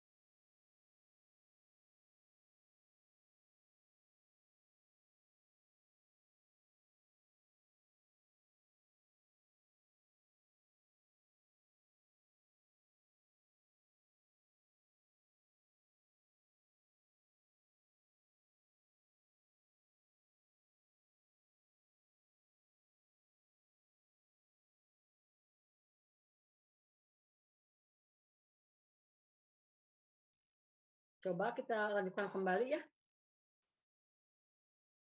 Pointernya saya keluarkan dulu. Pointer. Oke. Nah, berikutnya kita lihat lagi. Ini kalau Anda sudah di awal konsepnya paham ya, maka ini selebihnya gampang lah ya. Ini spektrometer massa, alat untuk menentukan massa atom ya. Caranya bagaimana? Di sini ada atom. Atom berarti kan ada inti atom, ada perut atom, ada partikel-partikel lah begitu. Nah, si atom ini diionisasi. Apa arti diionisasi? Artinya dia dilepaskan satu elektronnya ya. Sehingga kalau dilepaskan satu elektron, maka di dalam atom tersebut akan ada muatan positif karena elektronnya dilepaskan satu ya. Ada kelebihan muatan proton satu. Nah, ini si atom tadi yang kelebihan muatan positif satu karena dilepaskan elektron atau diionisasi, maka dia masuk ke sini. Ini daerah ini adalah mengandung medan listrik. Ini plat positif, ini negatif ya, ini sumber tegangan, maka E-nya ke arah bawah ya. E ke arah bawah karena muatan positif, maka dia akan searah dengan E gayanya, dibelokkan ke arah bawah oleh medan listrik. Kemudian di sini juga ada medan magnet, arahnya masuk ke dalam. Maka gaya magnetnya akan membelokkan ke arah atas ya. Ini hadis selektor kecepatan ya. Setelah terjadi seperti ini. QE sama dengan QVB, maka V bergantung pada E dan B1. Ini B1 adalah nilai B di daerah sini. E per B1. Keluarlah kecepatan elektron ke sini. Oke. Yang elektron yang sudah melewati ini ya, masuk ke daerah sini. Di sini ada lagi medan magnet, tapi di sini medan magnetnya katakanlah B2. Misalnya ini B2, arahnya masuk juga. Maka nanti dia akan dibelokkan, gitu ya, akan dibelokkan, masuk B-nya ke dalam, maka F-nya akan membelokkannya ke arah atas, maka dia beloknya ke arah sini. Begitu. Kalau elektron berarti dia beloknya ke arah bawah, gitu ya. Maka di daerah 2 ini kita lihat apa yang terjadi. Di sini akan terjadi gerak sentripetal ya, QVB-nya, gaya Lorentz-nya menyebabkan dia bergerak berbelok. Berbelok ini menyebabkan dia adalah gaya sentripetal, gitu ya. Gaya pembelok sama dengan ini, kita tahu bahwa ini QVB2 sama dengan ini, maka M sama dengan QVB2. M ini ya, V-nya coret 1, maka QB2R per V, begitu ya. Atau QB2R, V-nya berapa kecepatannya? Kita ambil dari hasil yang pertama. Kecepatannya adalah perbandingan dari E dengan B1. E dengan, ini kan V di bawah, jadi E per B1.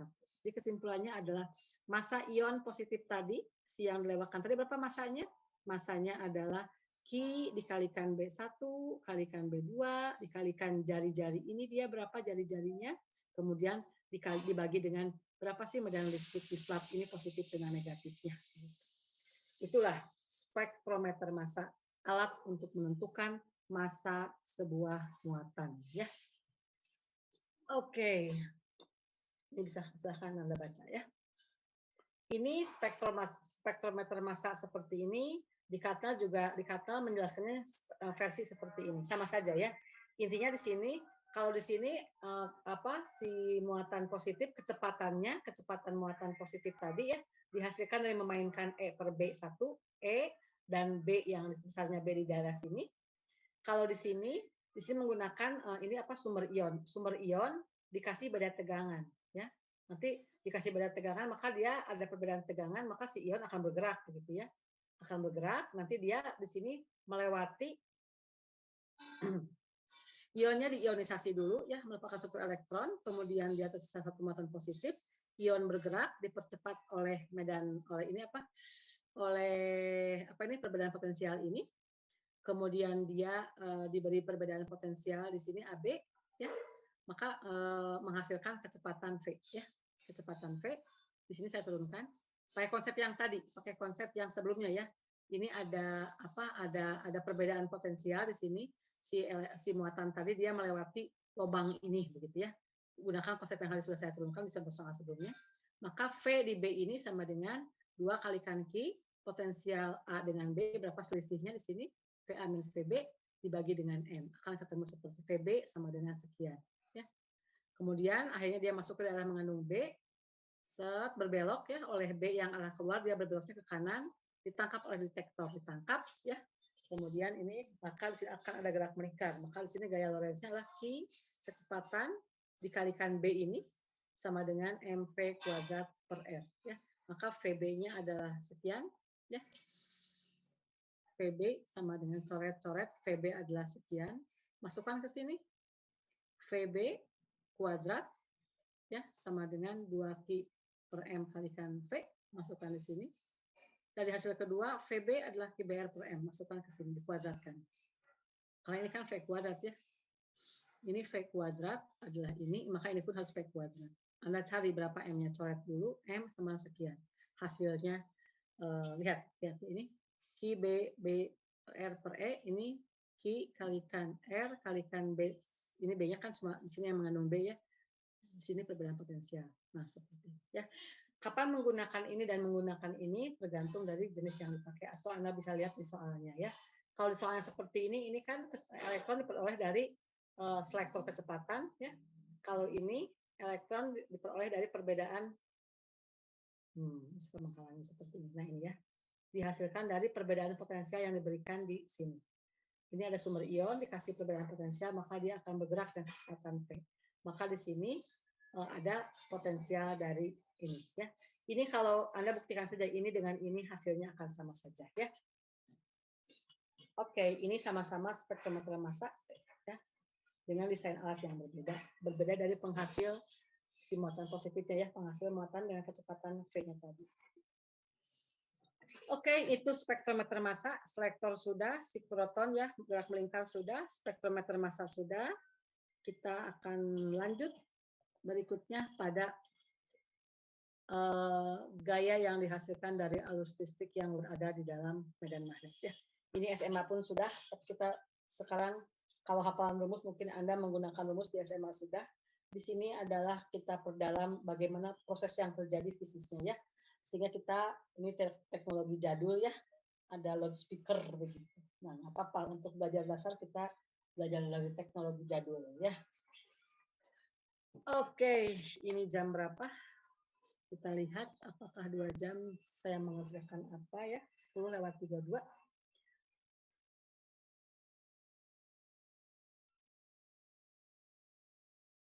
Oke. Kita berikutnya masuk ke ini penulisan gaya Lorentz dalam bentuk lain ya. Kita ingat definisinya bahwa medan magnet ada arus listrik atau ada muatan bergerak. Muatan bergerak artinya ada arus listrik. Ada arus listrik, ada medan magnet, maka akan timbul si muatan tersebut atau si arus tersebut bakal dibelokkan. Demikian perumusan dari Pak Lorentz gitu ya. Nah, kalau tadi kita bicara tentang muatan-muatan listrik yang bergerak di dalam B, sekarang muatan listriknya ada di dalam penghantar dalam bentuk arus. Jadi ada kawat berarus. Kawat berarus tadi disimpan di daerah yang B-nya ke arah bawah. Ya, berarti kalau ada B ke arah bawah, itu berarti di atasnya ada kutub utara, ini ada kutub selatan, maka B-nya medan magnet ke arah bawah. Nah, si arus tadi, kawat tadi ada kawat nih, saya hubungkan dengan sumber tegangan. Maka otomatis akan timbul muatan bergerak. Itu yang disebut dengan arus listrik. Muatan bergerak disimpan di dalam B, maka akan dibelokkan oleh gaya Lorentz tadi ya, gaya pembelok. Nah, kemana dibelokkannya si kawat ini? Jadi sekarang kita sudah bicaranya adalah arus di dalam kawat menyebabkan kawat ini bakal agak dibelokkan. Ya, kemana dibelokkannya? Kita lihat saja ya. Ini rumusnya adalah gaya Lorentz adalah delta Q kalikan V kalikan B sin theta. Sekarang yang atas kalikan delta T, yang bawah kalikan delta T. Maka ini sama dengan arus. V dikalikan delta T artinya kecepatan muatan dalam penghantar dikalikan delta T waktunya, maka sama dengan V kali delta T itu sama dengan panjangnya penghantar, panjangnya kawat, yaitu L. Ya. Kemudian ini B, ini sin theta. Maka persamaan Q V cross B kita tulis ulang menjadi IL cross B. Ya. Ini sekarang kita nyatakan dalam bukan lagi muatan, tetapi muatan yang ada di dalam kawat. Diketahui arusnya berapa, panjang kawatnya berapa, cross B. I, ya, saya buka dulu videonya. Halo, mana video? Halo, kita keluar. Nah, keluarnya saya buka dulu. Oke, di sini ada arus ke arah sini, ada B ke arah bawah. Jadi I, B-nya ke arah bawah, tekuk ke arah bawah, ya. Maka F-nya jempol ini. Maka artinya kalau ini sumbu X, ini sumbu sumbu minus J ya, maka nanti arah F-nya akan belok ke arah sumbu Y, ke arah dalam sana. Ini X, ini Y ke sana, Z-nya ke arah atas ya. Coba saya pakai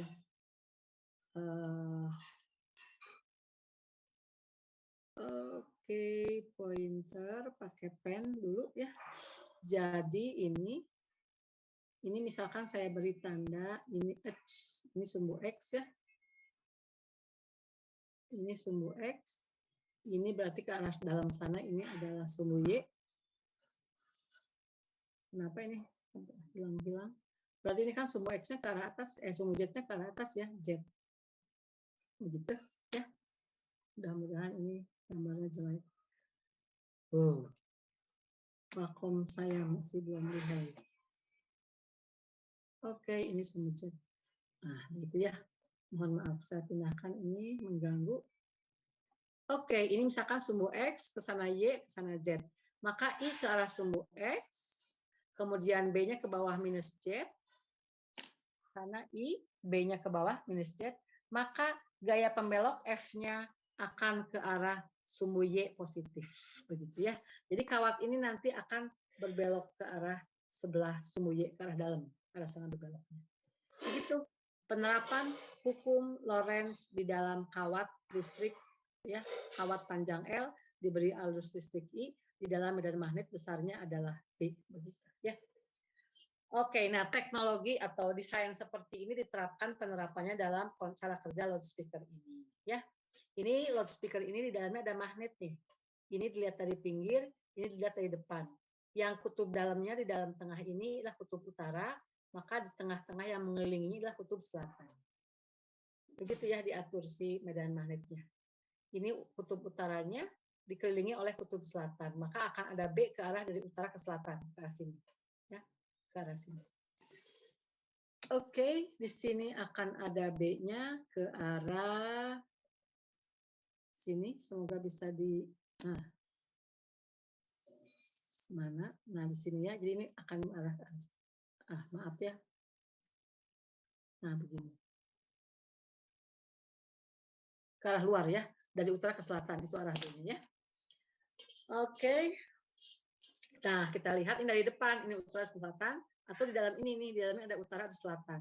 Ini dilihat dari samping ya, yang ini saya perbesar di sini. Jadi di dalamnya ada utara, ini dikelilingi ada selatan. Saya ambil cuma 2 dimensi saja ya. Yang di atas itu ada selatan, di bawah ada selatan, di tengahnya ada U.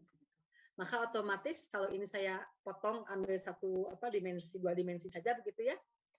Di sini saya belah gitu, maka akan seperti ini. Maka ini dari utara ke selatan. Ini adalah arah B ya.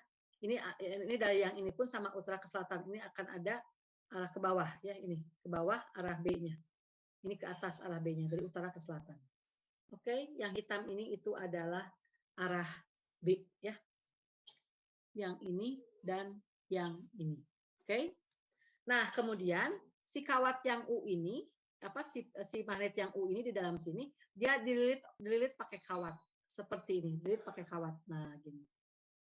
Ini yang hitam ini menunjukkan arah lilitan kawat nih, yang panah ini. Panahnya kalau yang atas kan lurus ya, kalau yang ini adalah melilit magnet U ini. Ini arah kawat, jadi arah kawat itu akan keluar dari sini, masuk ke dalam ke atas sana. Keluar dari depan, masuk ke dalam sana, begitu ya.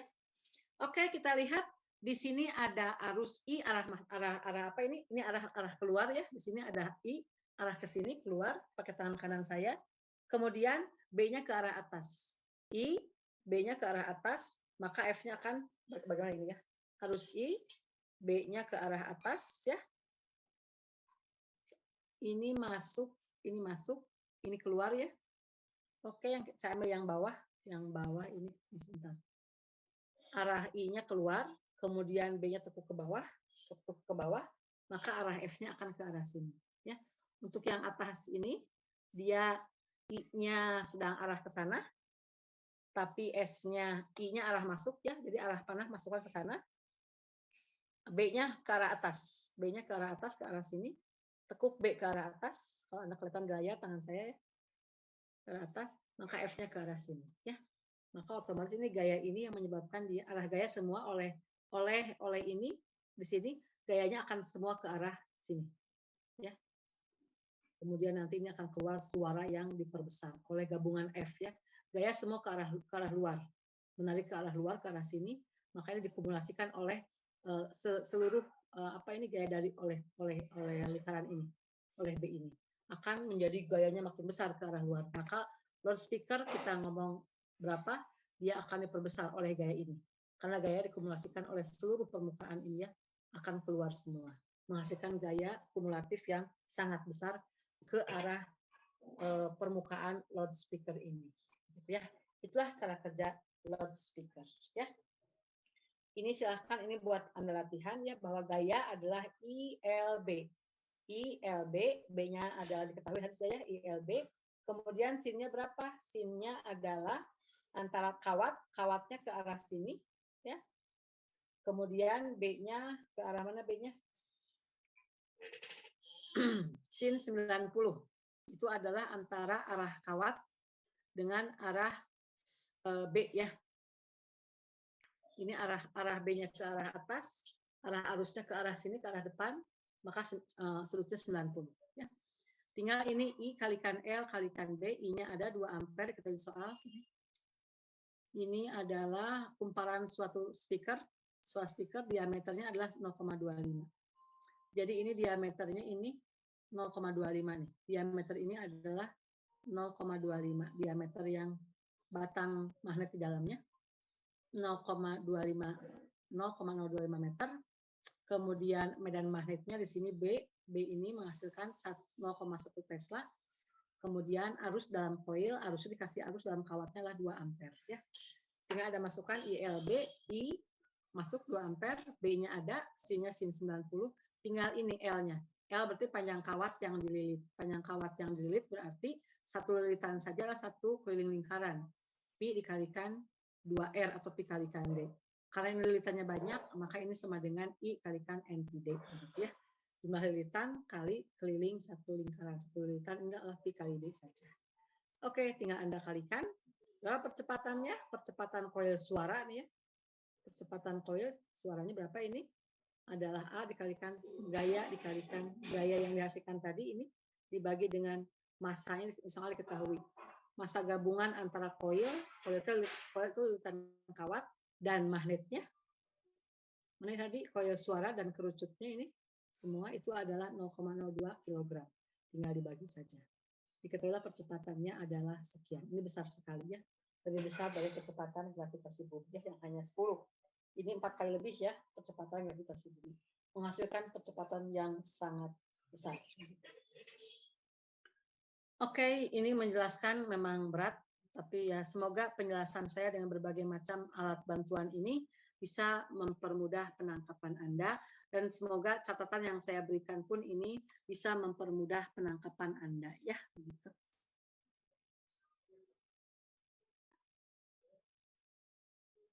Ini sunyi senyap sekali ini kelas.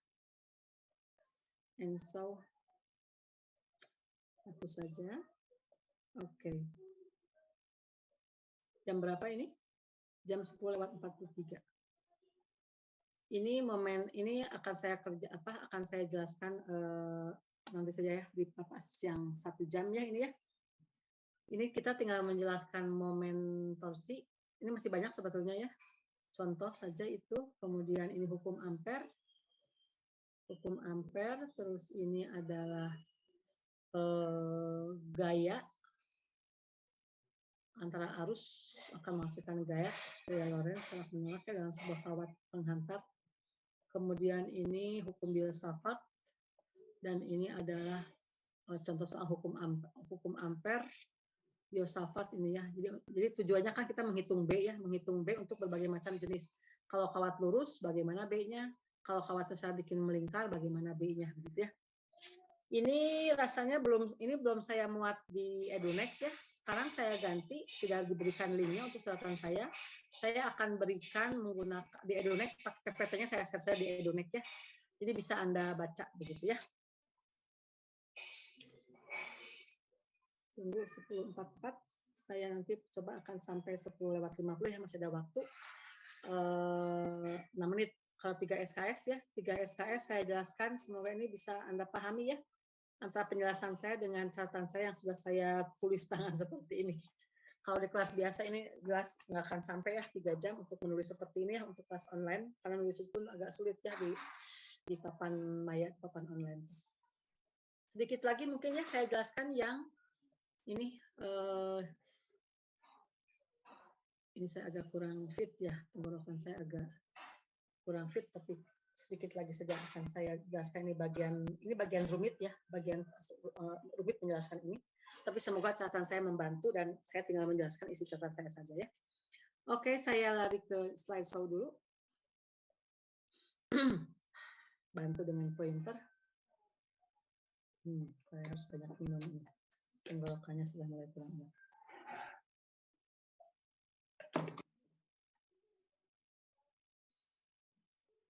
Anda ini harus pandai berimajinasi, membayangkan ya. Kalau rumus mungkin Anda sudah hafal di SMA. Ya, ini bagaimana fisiknya begitu ya.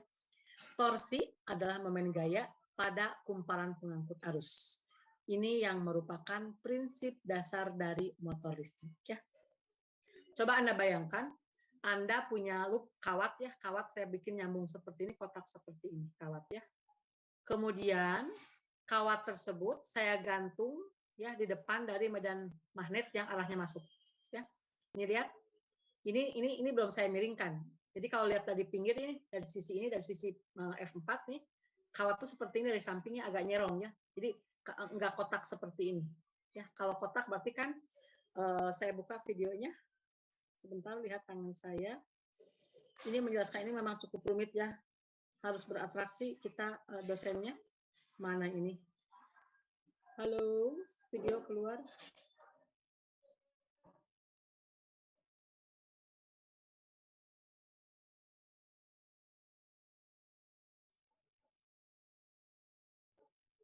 Tadi jangan mau. Nah, coba Anda lihat ya. Misalkan saya punya apa ya? Punya kertas seperti ini saja ya. Coba Anda lihat ya. Ini kertas. Anggap ini adalah kawat ya. Jadi ujung kertas itu sebagai kawat kotak begitu ya. Kotak. Saya showkan lagi. Nah, begini. Ini ada B arah masuk ya. Jadi ada B arah ke sana, arah masuk menuju Anda. Ini ada kawat. Ini anggap tengahnya bolong gitu ya. Pinggir kertas lah begitu ya, bolong. Atau pakai apa saya ini menjelaskannya. Pakai ini juga boleh ya supaya nggak terlalu besar. Oke, pakai ini.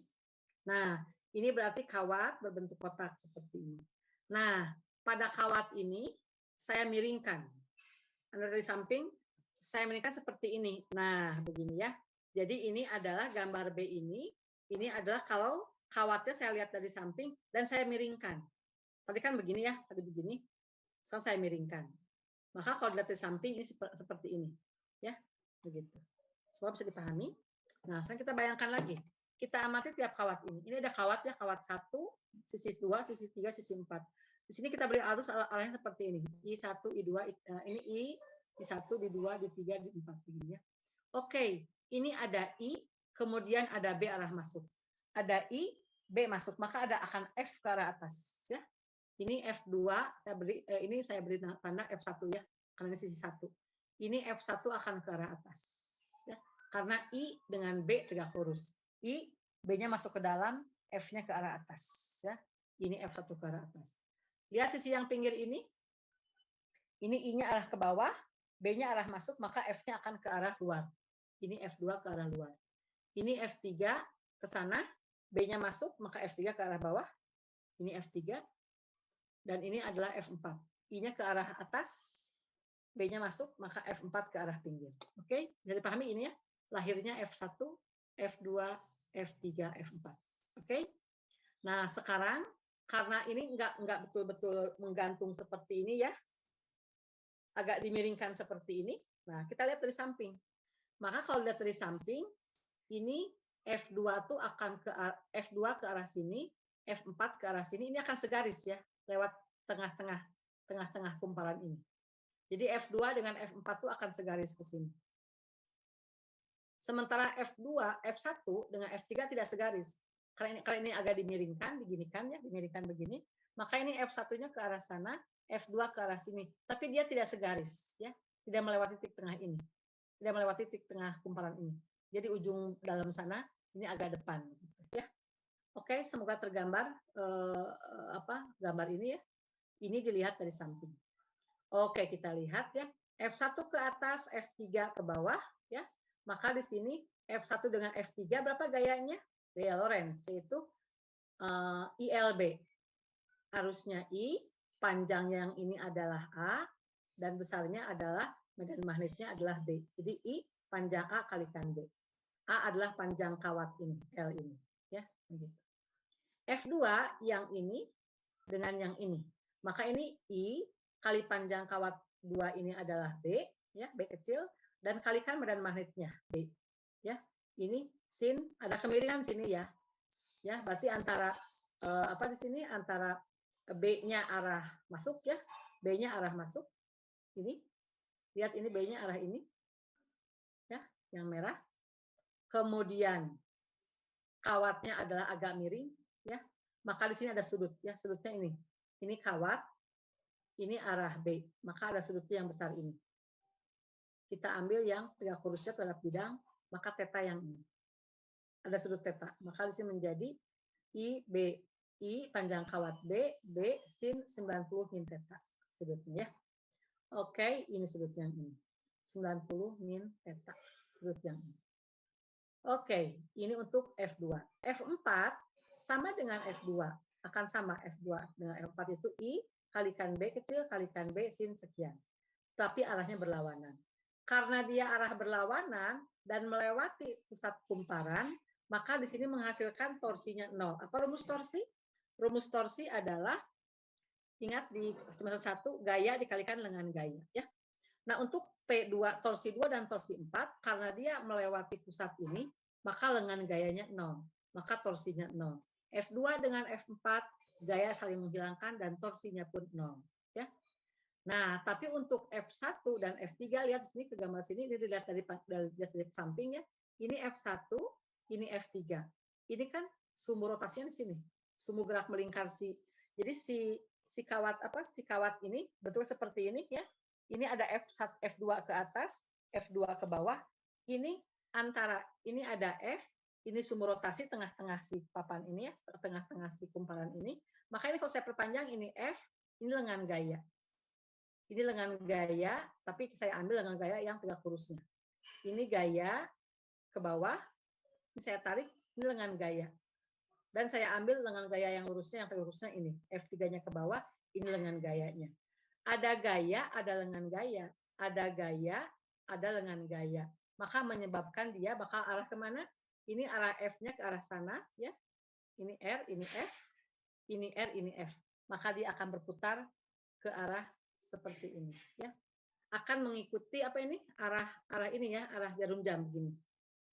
Maka ini akan berputarnya seperti begini, ya. Bukan begini, tapi begini berputarnya si motor ini, si kumparan tadi ini. Akibat oleh apa? Akibat arah F menarik ke arah sana, F3 pun akan ke arah sini ya, mengelilingi sumbu ini.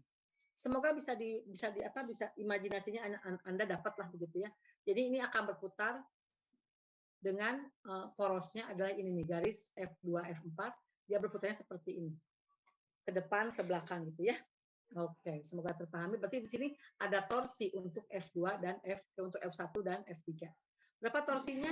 F1 kali F1. Torsi 3 F3 kali R3. Nah, ini F1, ini lengan gayanya. Ya.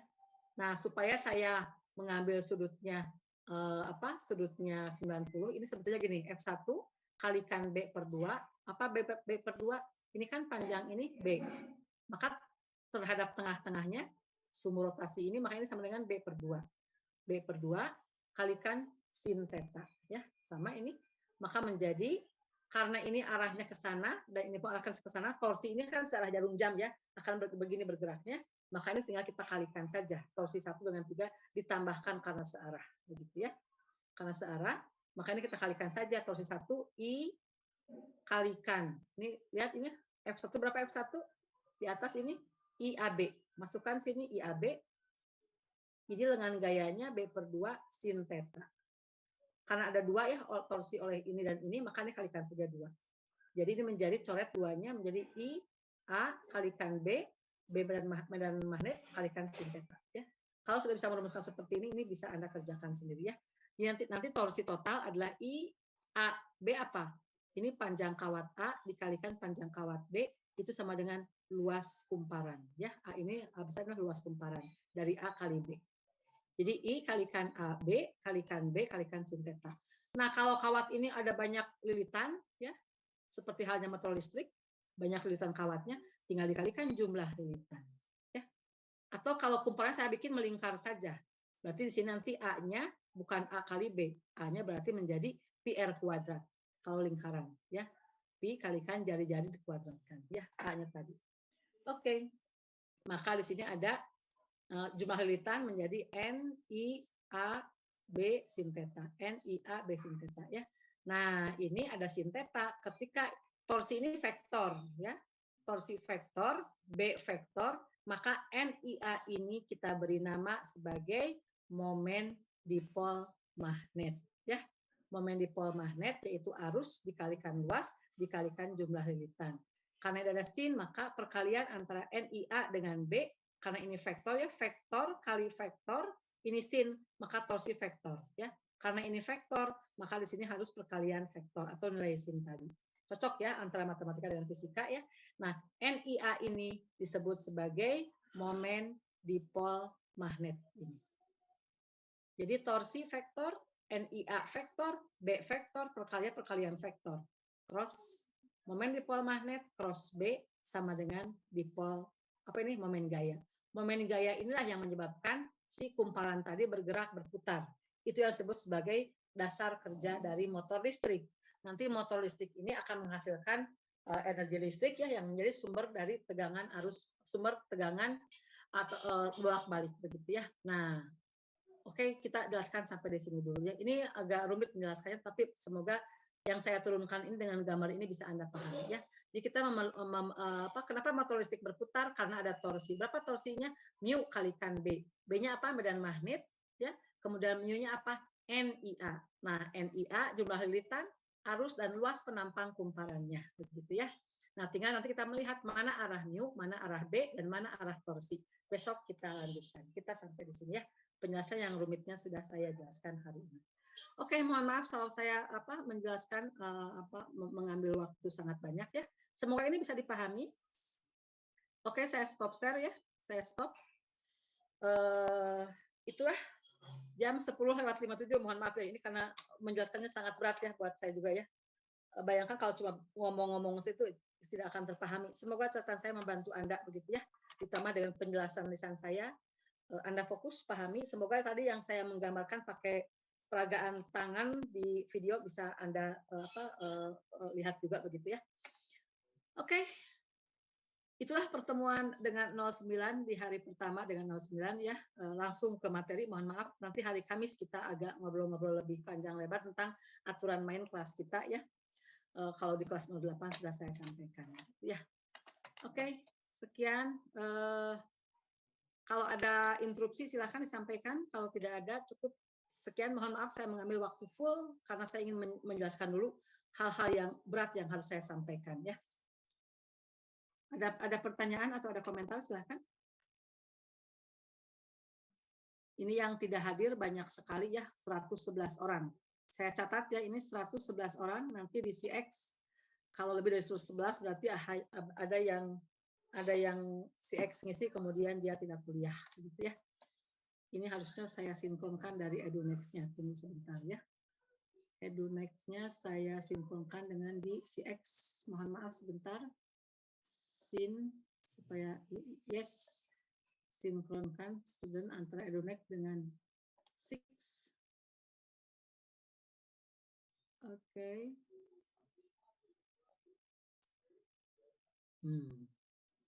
EduNext selalu mogok. Oke, 111 orang yang hadir ya. Ini baru kelas berapa ini? Kelas 08. Kelas 09-nya saya sinkronkan dulu kehadirannya dengan EduNext. Oke, sukses mensinkronkan. Ini kelas 09 belum? Oke, edit mode. Dan ini sim. Kenapa studentnya masih 0? Sinkronkan. Oke, sudah saya sinkronkan untuk kelas 09. Oke, kalau tidak ada yang ingin ditanyakan, ini jelas saya tidak tahu apakah Anda menyimak atau tidak, tapi saya sudah berusaha semaksimal mungkin menunaikan kewajiban saya untuk menjelaskan kepada Anda ya secara fisik bagaimana mekanisme kerjanya supaya bukan sekedar rumus-rumus tinggal dihafal saja. Dan ini bagi saya pun ini tidak mudah menjelaskannya. Sekian, terima kasih. Kita jumpa kembali besok pagi ya untuk kelas 09.